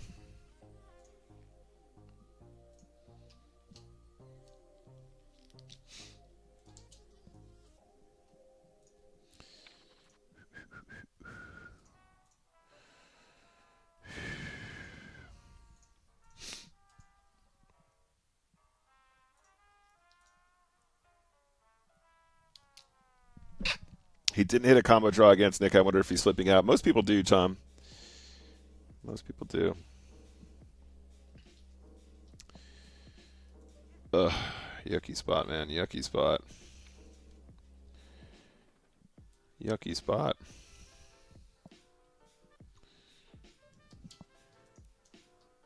Gave him the rope and everything. Riverbat cost us big time. Oh, I got it right. I forgot to update my notes anyway.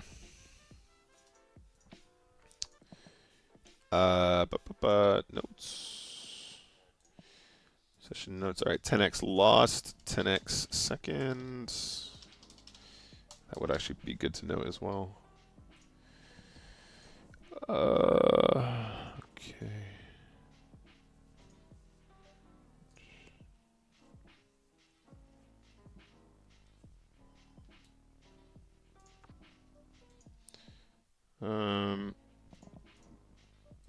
Jack high like a boss on the left.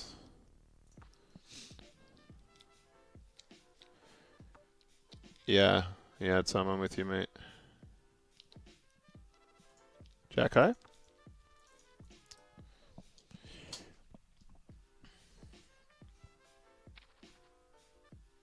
It's not bad, but it's like it's not great, is it?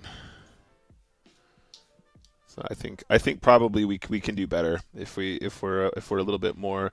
If we hadn't won two games already in similar fashion. Oh, hello. Nice run outs.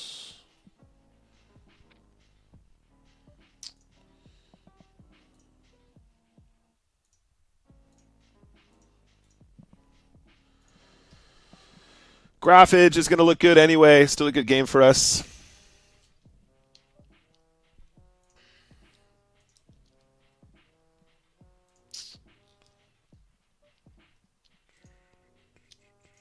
Oh, shit.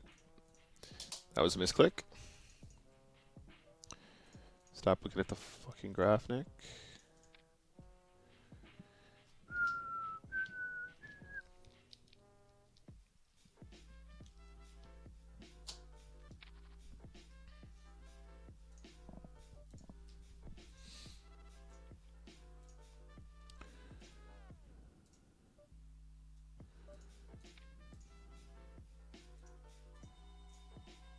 Oh, shit. One sec, guys.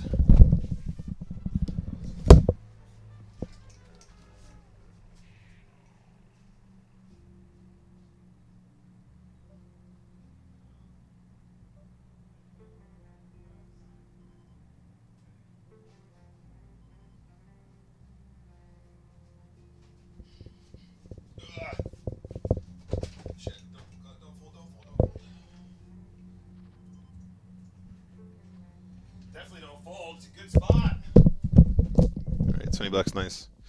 What's up, Stan? Good to see you, buddy. Cool. That was a delivery. That was nice.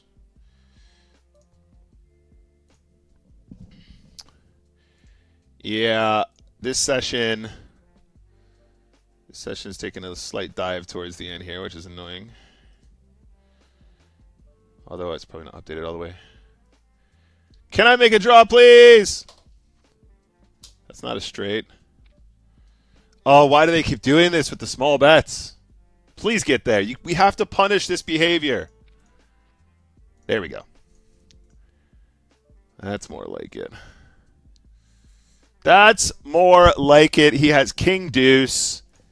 In the bin, please, senor. We're going to do a third of our stack as an ISO here with ace, queen of hearts. We've been doing this a lot. It's been very effective. People make big mistakes against this size for some reason, and I don't understand why. Okay, maybe this big mistake might be limped kings, but good luck, mate. Or it's just ace-jack played like a weirdo. Boom. Okay, good to know, good to know, good to know, good to know. Against the unknown player here, let's just default.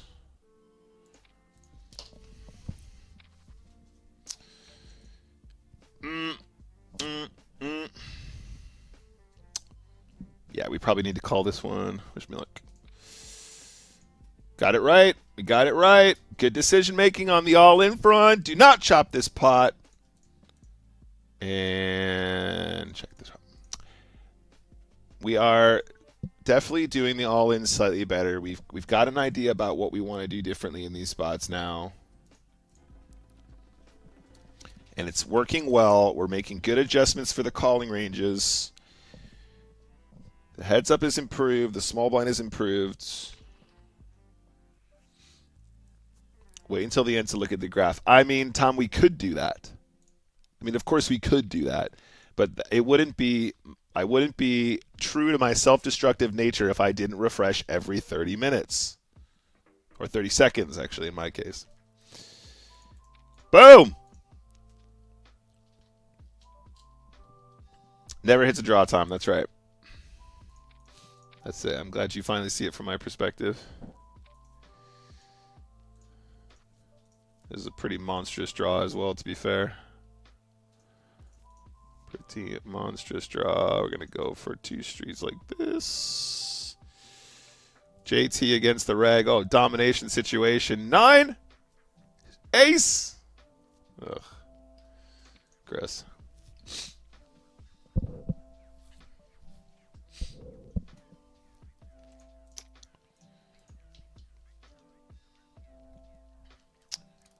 Keep putting it in good on the left here. Nice hand, sir.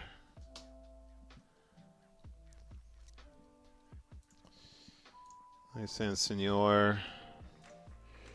I don't know this dude, so we're just going to raise. That's always fun, right? Enjoy doing that. And then having the smallest c-bet of all time on these boards.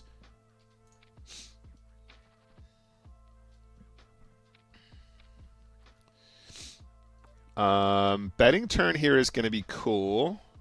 Checking is also going to be interesting because we probably spare ourselves some tears when we miss. Didn't make the draw.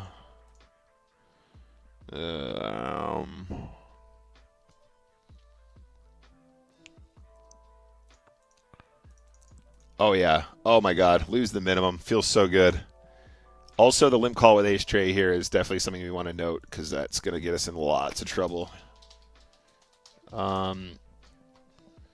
Because we should be blasting off at that board very frequently.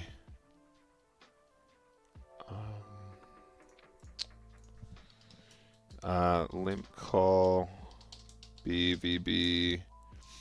Let's say he was at 19. 19 effective was ace-3 off, and check, check, check. OP, good. That's really, really important to know. That kind of thing will come up often, and you can definitely blow up against the right players there. Yes, let's just push this one now.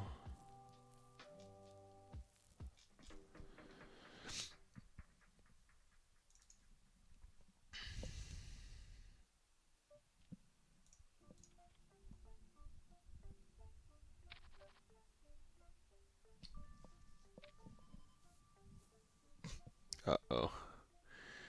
Uh-oh, that's not good. This guy's limping the button for some reason. Okay. Okay, there's a min 3-bet on the left here, which is hilarious. And we're folding here. No, folding this one too.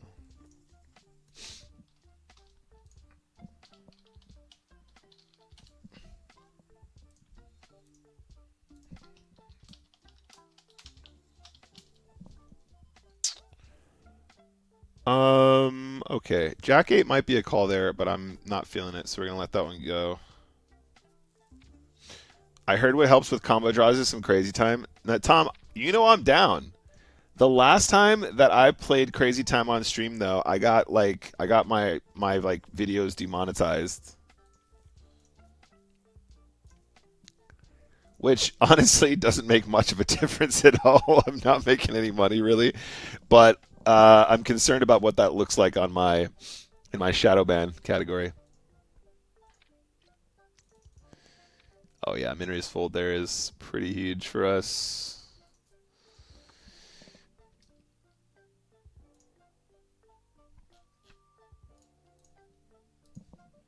Fold that one.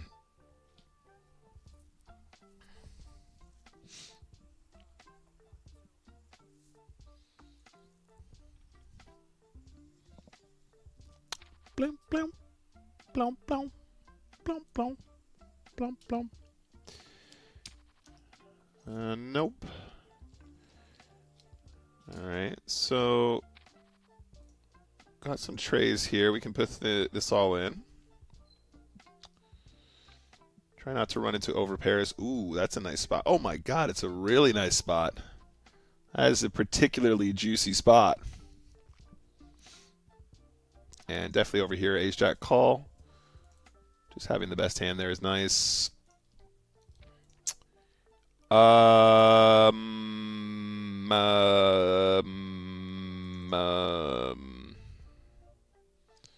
Unknown player min raise. Okay.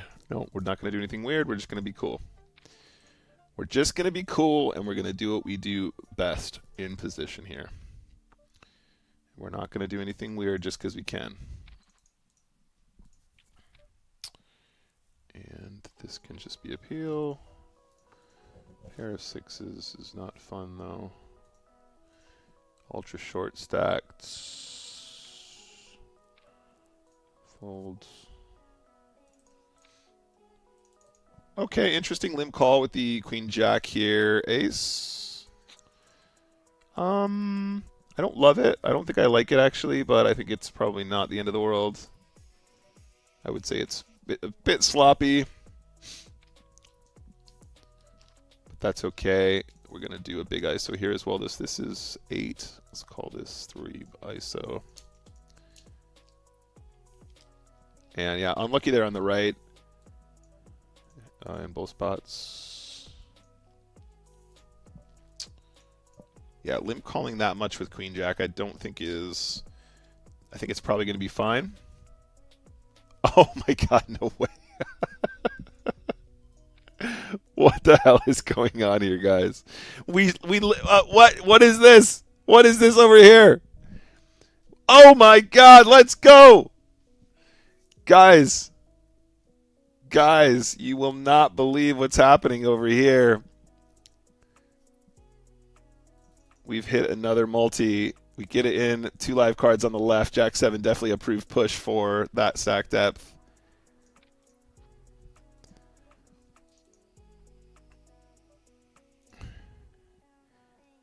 We're going to do this. Are we going to do this? Yeah, we are.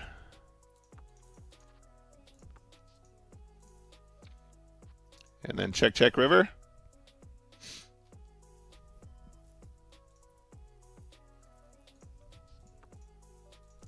I had a feeling he might have a bigger king there, but I think betting the turn means that we are spared the bigger value bet on the river. Not the end of the world.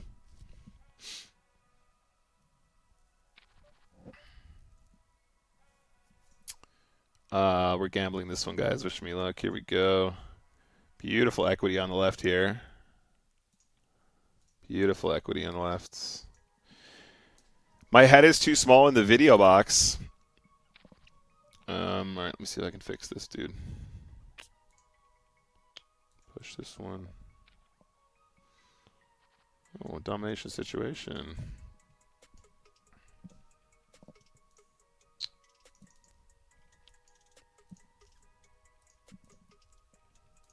There we go. Is that better?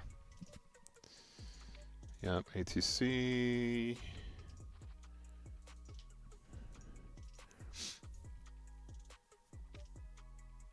What's up, Con? Good to see you over there on YouTube.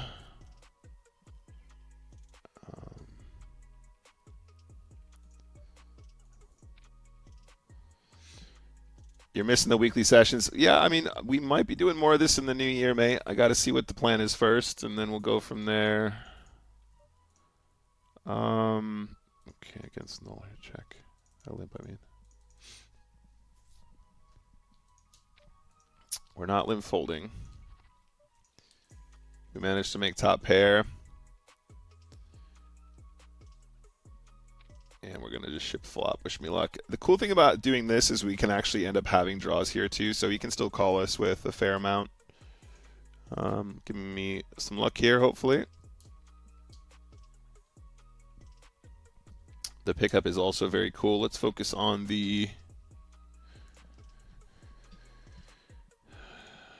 table over here.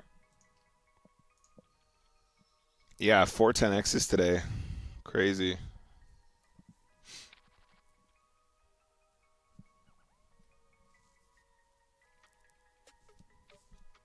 Can't fold.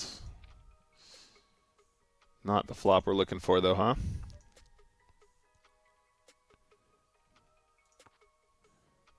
Not the turn we're looking for either, but we do pick up a gut shot.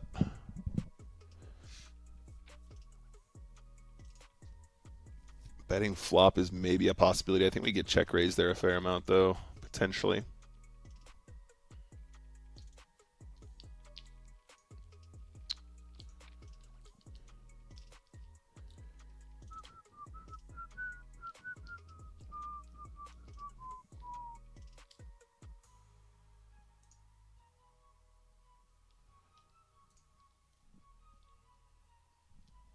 Okay.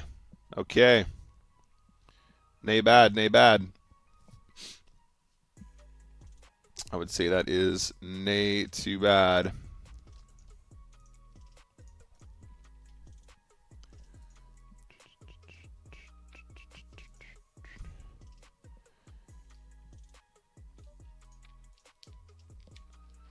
Put the chips in good. Nice heads up for the hundo. So we are also guaranteed the 20 bucks now. And we're calling a shove. Wish me luck. This is wild. This is really wild. I don't think that this is a thing. But I do think we just won another 10x multiplier. I have to assume that this is a misclick from a reg like that. This is a guy that I played a lot with. Good player. Just open shoved 25 big blinds with king deuce offsuit. I don't think that's a thing. Just in case I have missed a major note somewhere. I'm going to mark this for posterity, but I'm pretty sure that this must have been a misclick or something. So unlucky there, mate. Let me update session number 4. So session 4, in fact, this should be called session 4 notes. 10x multiplier, 1. Okay, so since our last update, we have played 1, 2, 3, 4, 5 10x's. We've won 4, and we've come second in the 5th.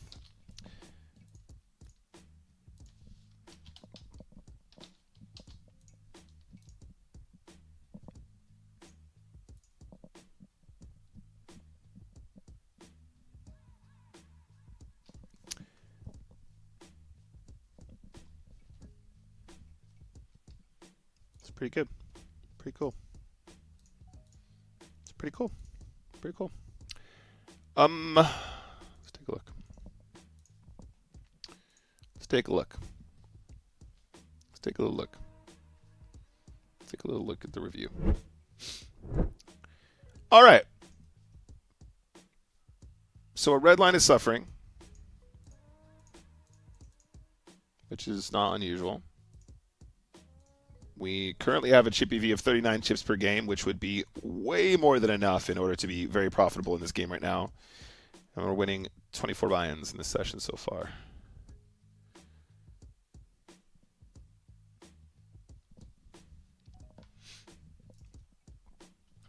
Okay. All right. If you say so. How many is that overall, actually, guys? Let's take a look at the merge overall. 4610 total games. So less than 400 games now. 390 games to play.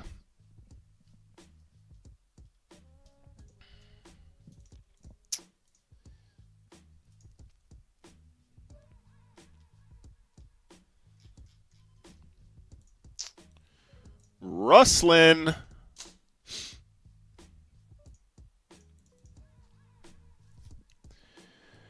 That was a bit of a surprise, guys. I'm not going to lie. That was a spicy one. And did not expect that. Did not expect the ripperoo there. Did not anticipate that one.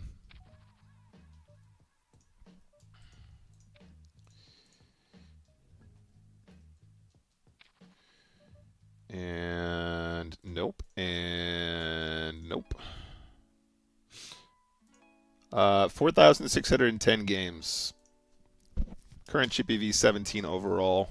I'd imagine that's probably now 21 or 22 for the last 3,500, 4,000 games. So we're definitely heading in the right direction, guys. A little bit more like this. If we can have every session looking like this, not the big multiplier bit, that's unreasonable, but the EV bit. If we can run EV straight up to heaven here as we wrap this whole game up, this whole challenge up, we're looking really good.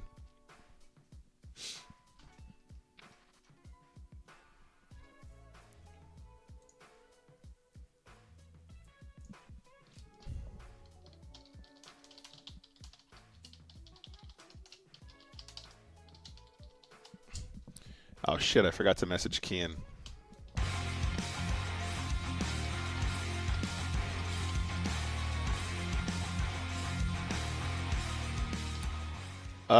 Thank you very much, whoever that was. I completely missed the alert. Switch. So, it's very loud. Pocket 4 is all in. This one folds. Creator dashboard. Thank you very much for the follow. That was the Eagle Poker. Thank you for the follow. Also, Skeptical Logic, thank you for the follow too. That's a cool name, actually. Sweet. Sevens, bang. What's up? Yo, Rustlin.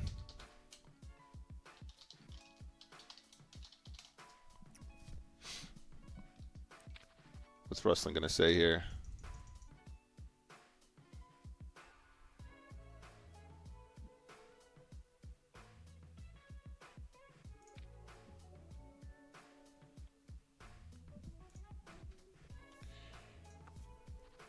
Good luck in the challenge. Thanks, dude.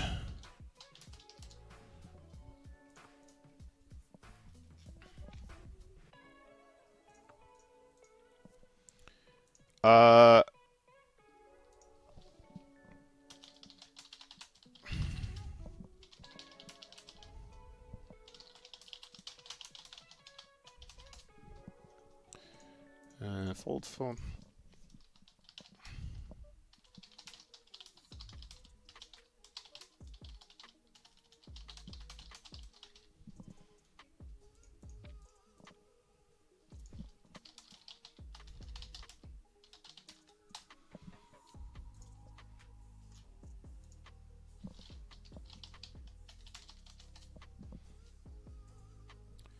Large, thank you very much. Appreciate you, man. Let's push this one versus limp.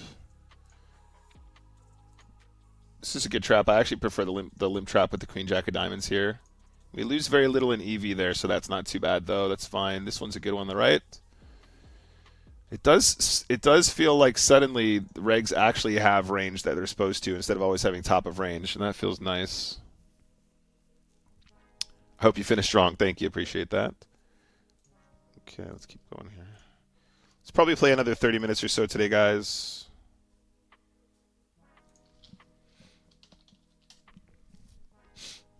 $40 on the left. Mateus Schwartz as well. This geezer.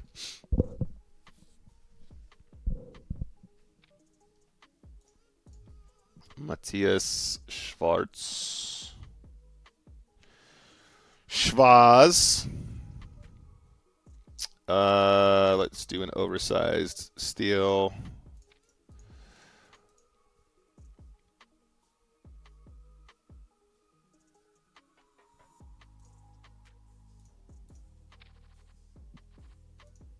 It's not the worst flop.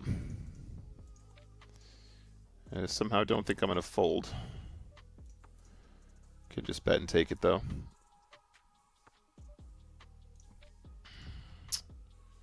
All right, let's start with a small lead.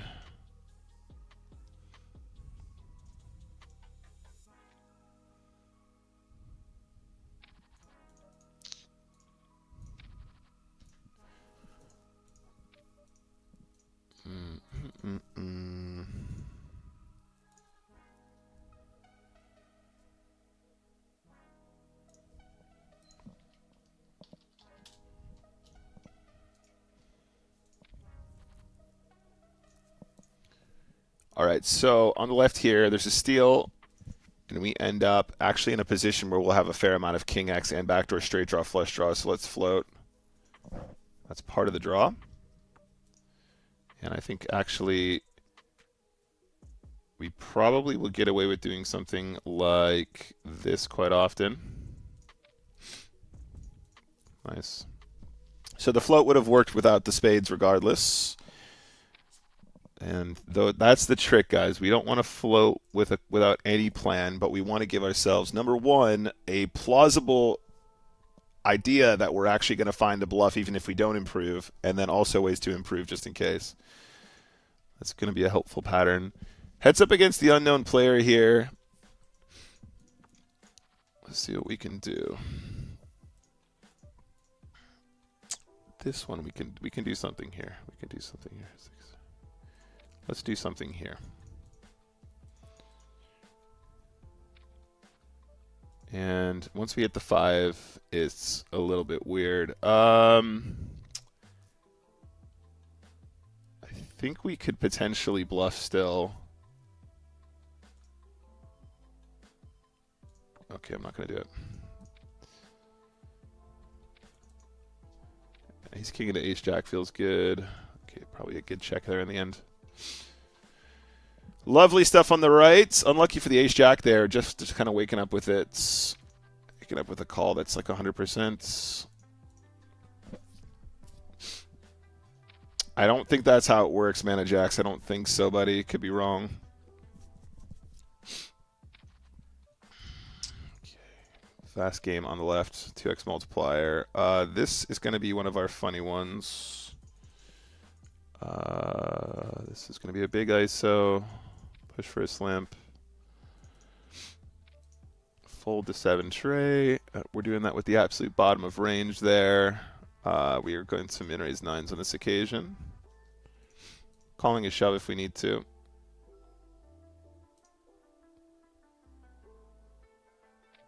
Wish me luck. 9 should be really good here a lot of the time. Yeah. 3-bet jamming king 8's interesting. I don't know. I want to look that one up. I don't know if that's something we're supposed to do too often.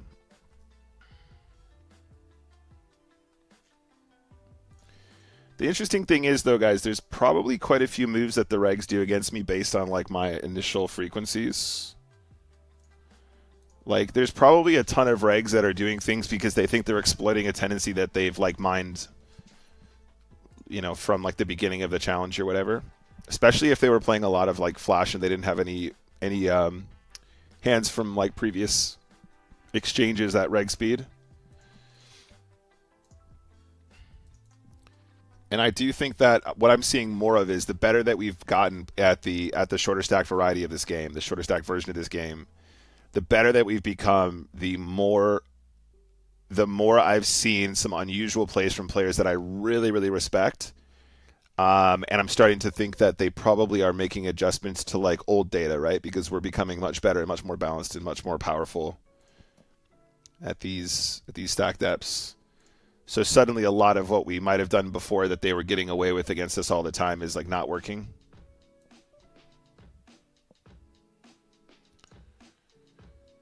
Nice. This is going quite well today.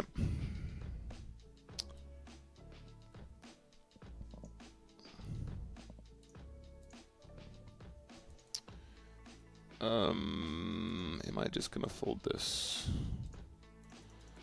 I'm just gonna let it go against this geezer.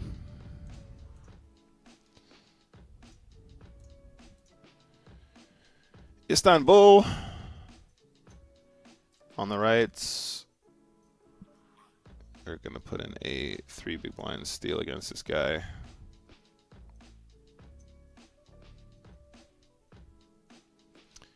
And yeah, just a small continuation bet on the jack high, jack 4 jack. I think is good.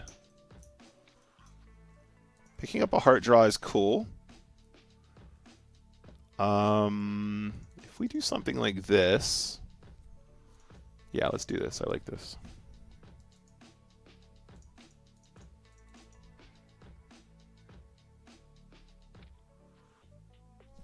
All right, we failed to make our flush. We are blocking a straight.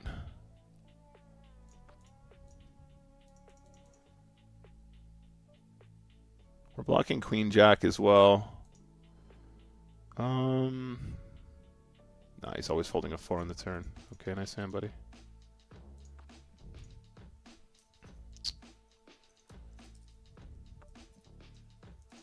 Yeah, fair play.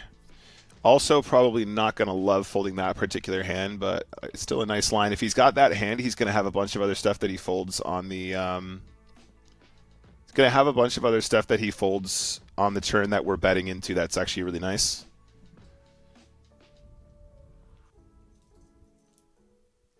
We're putting in a value raise on the left here. Seems well timed.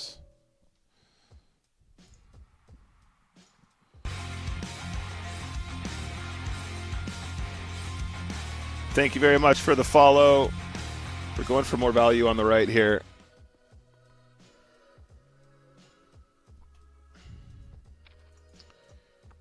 And we're going to go for the triple here, I think. I don't imagine our opponent has an ace too often. Could also be queen X of spades or something like that. Would be quite good for us, I think. Fair enough. Was not expecting an ace 4 there to flat pre-flop. Maybe it's a bit too thin on the river.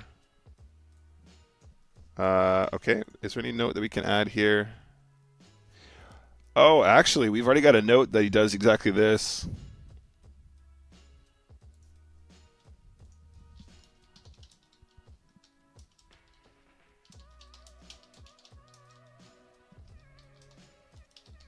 We've actually got a note that he does exactly this already. We probably should have actually checked that out before we made the bet on the river and found a check.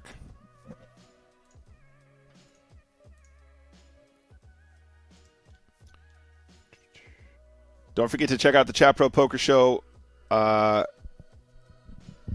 command, guys. There's details on how to get regged.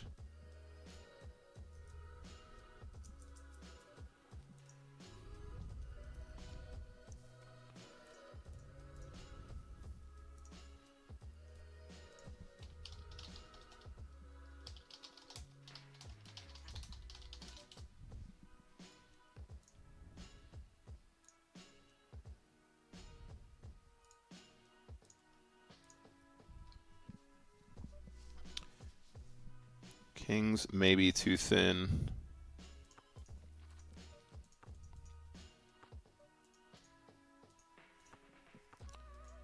Okay. Kelly character is snappy.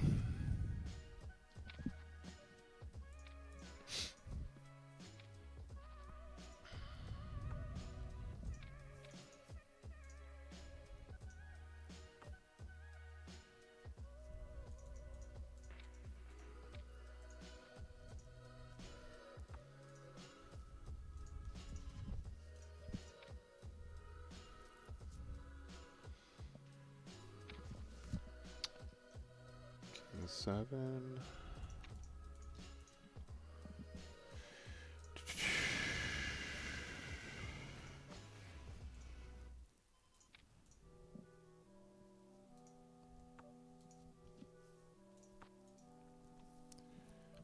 Straight flush draw on the left.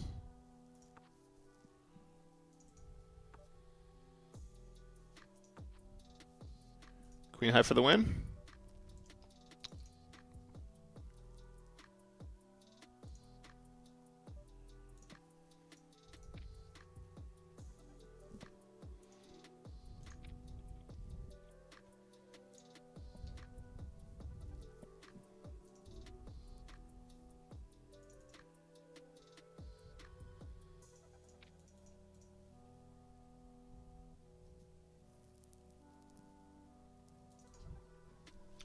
Nice ISO there. King 9. King 9 limp.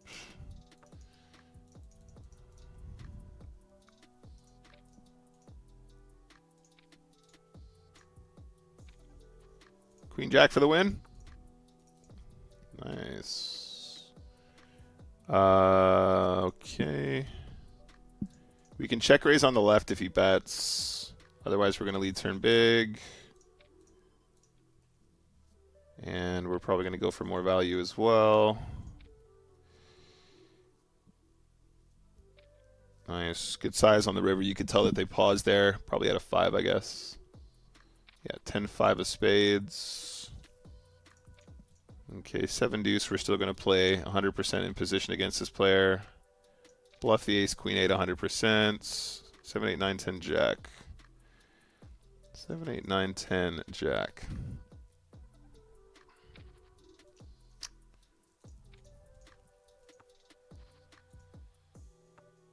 And we're getting check raise, but we're not folding.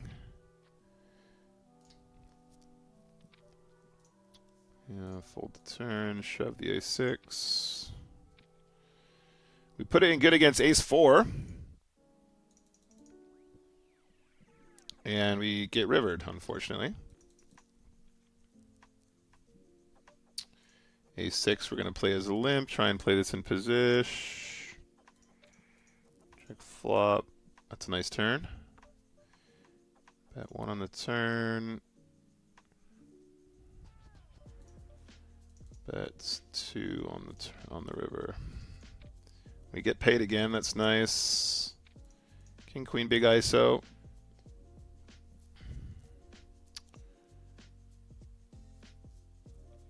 And king 9 against this player, we just push.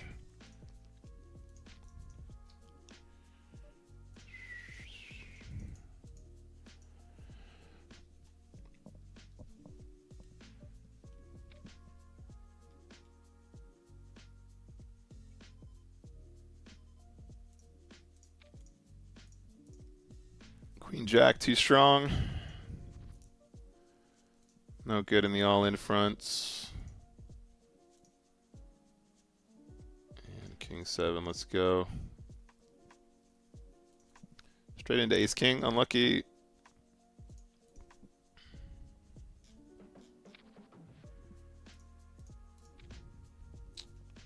All right, probably like 2 more games, guys. And then we'll take a look at some results.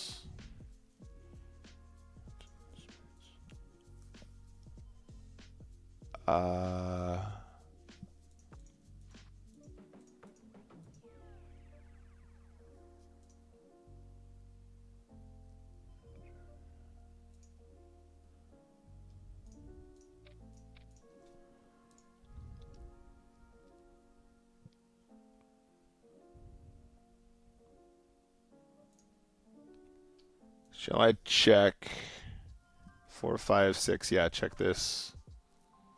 Try and catch a bluff here. Nice.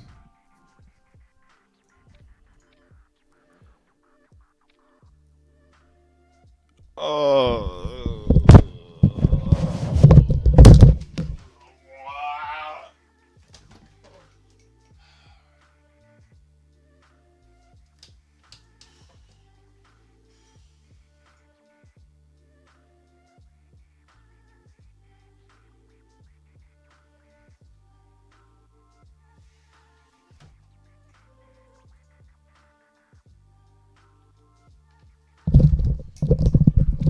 Yeah, that's second nuts versus nuts, by the way. And also, before somebody says, what are you getting called by?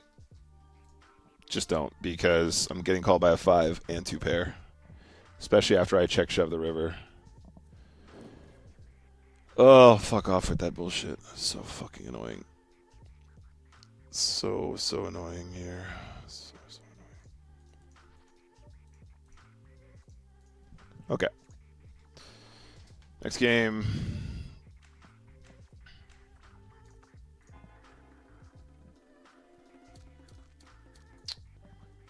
Oh, we hit the tray.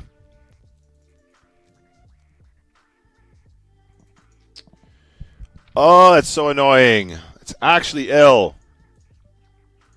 It's like there's actually a spot where you always go for it as well, because you can still get called by the 5 so easily.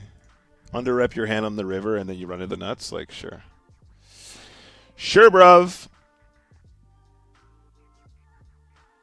Whatever you say, mate. Whatever you say, bro. Oh, for absolute fucking stonks as well. Huge chips. So annoying.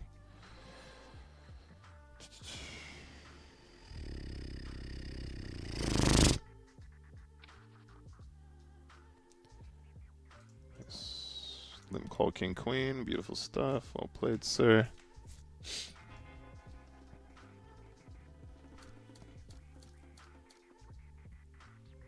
Whee! That's better. It's more like it. All right, couple more strong games. Just finish strong here, Nick. Finish nice and strong last couple games, and then we'll wrap it for today, and that will be a nice little spot.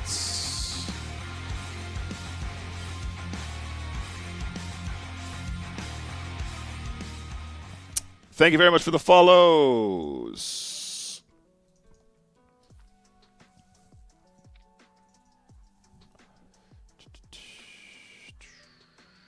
And now I have a feeling that I'm going to probably want to triple off here. So let's do this.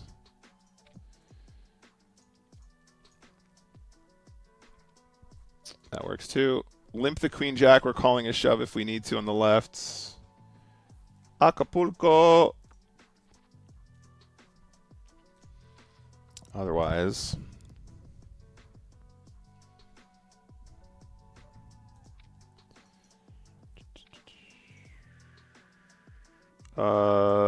this player, we've actually played a fair amount with this guy apparently.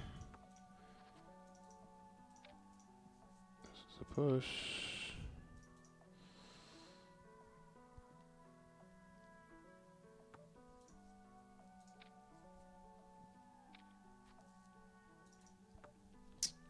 Interesting. Interesting. Interesting.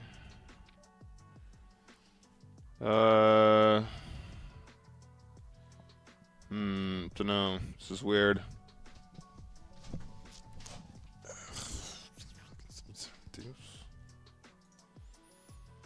Why would you not just bet a 10 on the flop, though? Could be a deuce. Thank you. Thank you, sir. Why would you not bet a 10 on the flop is the question I'd like to ask you, sir. And I'd like a fucking answer. Want an answer right now!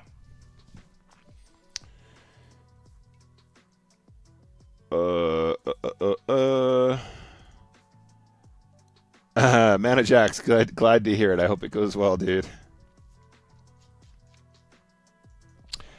All right, nice strong finish here, guys. We got this.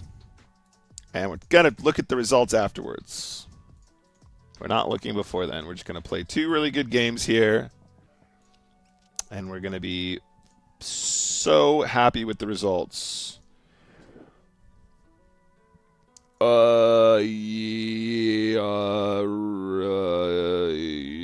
9, King 2, no. My memory. Trying to figure out what the fuck's going on here.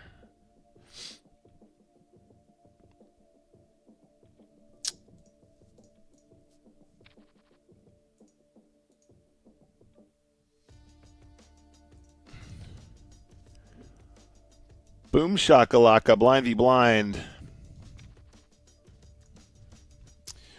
Boom, shake, shake, shake the room. Boom, boom, boom. Boom, shake, shake, shake the room. Oh, that's annoying. Too bad about that. Jack. Jack. Nice hand, buddy. Nice hand, brava. Nice hand, brava.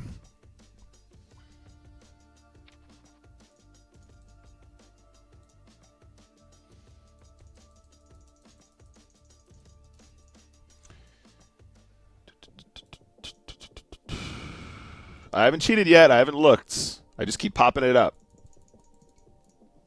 That's those numbers haven't been updated yet. Boom. This is getting pretty close to a gamba, right? Take it out, I think. This is just a push. JT all day. Oh my God, getting folds this much is so it's so good for your EV, honestly. Just getting pushes through and not just running into monsters all the time, you just immediately win so much more. I can tell you one thing, I shall not be folding at Queen 9. We have a little comeback situation on the left as well. We have a little comeback scenario on the left here if we can win some. Okay, getting walks as well, that all helps. Deuce 4 isn't going to cut it. King 4 suited is going to be, yes. 10-9 is going to go here as well. Oh my God. Fake flip, let's go. Fake flip, let's go. What? I'm going to mark the King 4, but I'm pretty sure that's correct. Especially when there's such a small blind.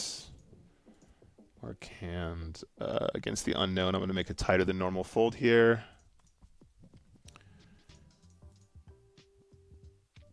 Nope.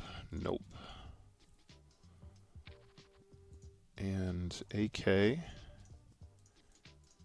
King 4 suited is marked for review, guys. We'll do a review after these games. So don't go anywhere.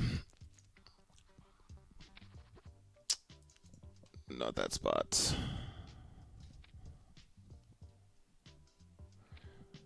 Dollar bill, y'all. Yes, ace 10 is a good hand. 10 deuce of diamonds. Pretty dreamy. Oh. Oh, I was wondering how he was going to river me there. I guess that works. We're not folding ace 9, chat. Wish me luck. Running into ace queen when he's got like 6 bigs is pretty sad. Find the right thing there for sure. Oops, sorry, wrong button, guys. That's funny. Did I pair those buttons on? Oops, that's not the right button. Cancel, cancel, cancel. Stream. Oh, I pressed both buttons. That's what happened. All right, guys, for $40, get the chips in good here. Anything but a queen. Nice one.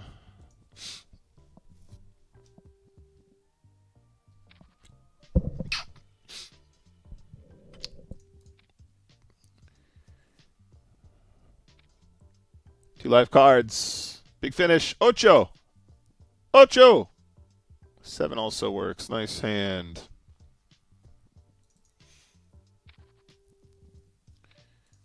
I'm going to mark that one for review too. I'm pretty sure that's a push. I'd be surprised if the 9 big blinds was not an all-in.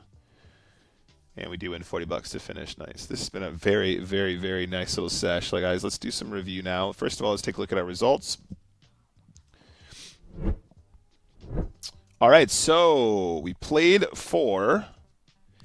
We hopped on at about 2:30 today, 3:30, 4:35. So played for about 2.5 hours. Let's take a look at, first of all, refresh this. Cool, $600. So today. So if we filter for today, we ended up winning $230 across 51 tournaments. Chippy V of 31, very respectable. Red line returning towards the end. Overall, though, I think this is good for us. Let me give this one a refresh. Sometimes this actually refreshes slightly wrong. No, all good. So 31 chips per game. If we could consistently hit 31 chips per game, which I'm told is impossible at the 10s, we would be beyond printing money, in relation to ROI and dollars invested and blah blah blah. I do think it's possible for us to hit higher Chippy Vs overall in the challenge, but this is good. 31 chips over this stretch, going to contribute to a much higher average, which is what we're going to look at in a second. Let's turn off this one as well, just so there's no confusion. So we definitely ran above Chips EV today, but if we filter specifically for the total challenge, you'll see that we're just catching up with chips that we've been behind before, right? As I've said, we're still below EV in this department. But overall, I've used the word parabolic before, and I think it's actually accurate. You can see there's a curve. It's not just going up, it's also increasing in win rate as well. So we're improving, and we're playing much better poker as we've gone throughout the challenge. Started flat, increased in velocity, increasing in further velocity like a rocket. Good stuff. Happy days. Our overall Chippy V now, guys, is actually going to be closer to 17, I believe. So we are slowly creeping up, and if we continue at this velocity, we will get closer to a better overall Chippy V. So, for example, if we filter for the games without the figuring it out stage of this challenge, let's say we go from 01, 09, 2025. That's from the 9th month of this year. That's the last 3,377 games that we've played.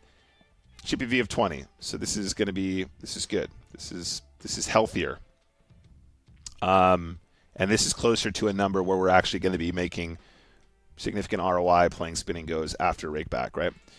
All right, so if we go back to merged, 4,620 games, we're trying to get to 5,000. So we're probably going to have to put in a longer session than this, guys. This was a shorter one, but I do want to wrap it for today as it's been quite a long day for me away from the tables. I'm going to play a little bit off stream, so I'm going to try in one table maybe later on this evening if we're chilling out at the house or something just to get through the volume. All the results, of course, will be updated appropriately. And if I remember correctly, I mean, we can take a look if you guys want, but if I take a look at my rewards calculator, if we take a look at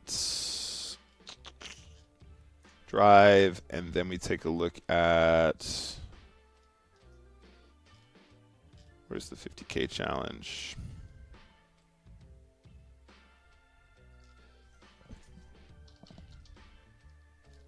Bonus tracker, here you go. So, just do some really quick math, guys. We are down $600. Minus 600 bucks equals minus $600 plus 1,290. So we are currently winning $690 in our challenge. I think if we get to 1,000. If we get to 1,000, that would be a 2% ROI overall, which would be very respectable, in my opinion. I do anticipate, though, that if we had started the challenge at the skill level that we've now come to finish on, this would actually be significantly higher. So we might be looking at, upwards of 2% overall. And like I said, we're still under EV. So once we catch up with that, we should see even more significant results. And this is obviously still grinding and not completed yet. So there we go. Good session overall. Today looks good. So today we managed to actually get some dollars in the bank. We also managed to put some good Chippy V on the board, and everything is good. This is what we want to finish with. If we can finish winning a few bucks every stream, and then also we've got 30 plus Chippy V at every session, I think we might actually finish up looking like a fairly successful run overall. So that's it for today, guys. I'm going to wrap it up there. I'll let you guys know if there's any further updates. I anticipate that tomorrow I might play a little bit on stream, possibly off stream, but tomorrow is going to be Chat Pro Poker Show. CPPS in the chat. If you guys have never played before, anybody can join as long as you are in .com player pool. It's tomorrow at 6 p.m. UK is when the stream is going to be. You can register for the event right now. The tournament ID is in the chat right now, so go take a look. It's a $5.50 tournament. Basically, myself and Strag are going to oversee the tournament. We're going to watch you guys playing cards up. It's kind of like a Sunday Million stream, but for a smaller event. We're going to give you guys a chance to get seen, and we're going to give away a lot of prizes. We are adding value to the prize pool, full stop. So there's already additional added value in the prize pool. We're going to do our patented, funny Golden Goose protocol / Goose Hunt mystery bounty event.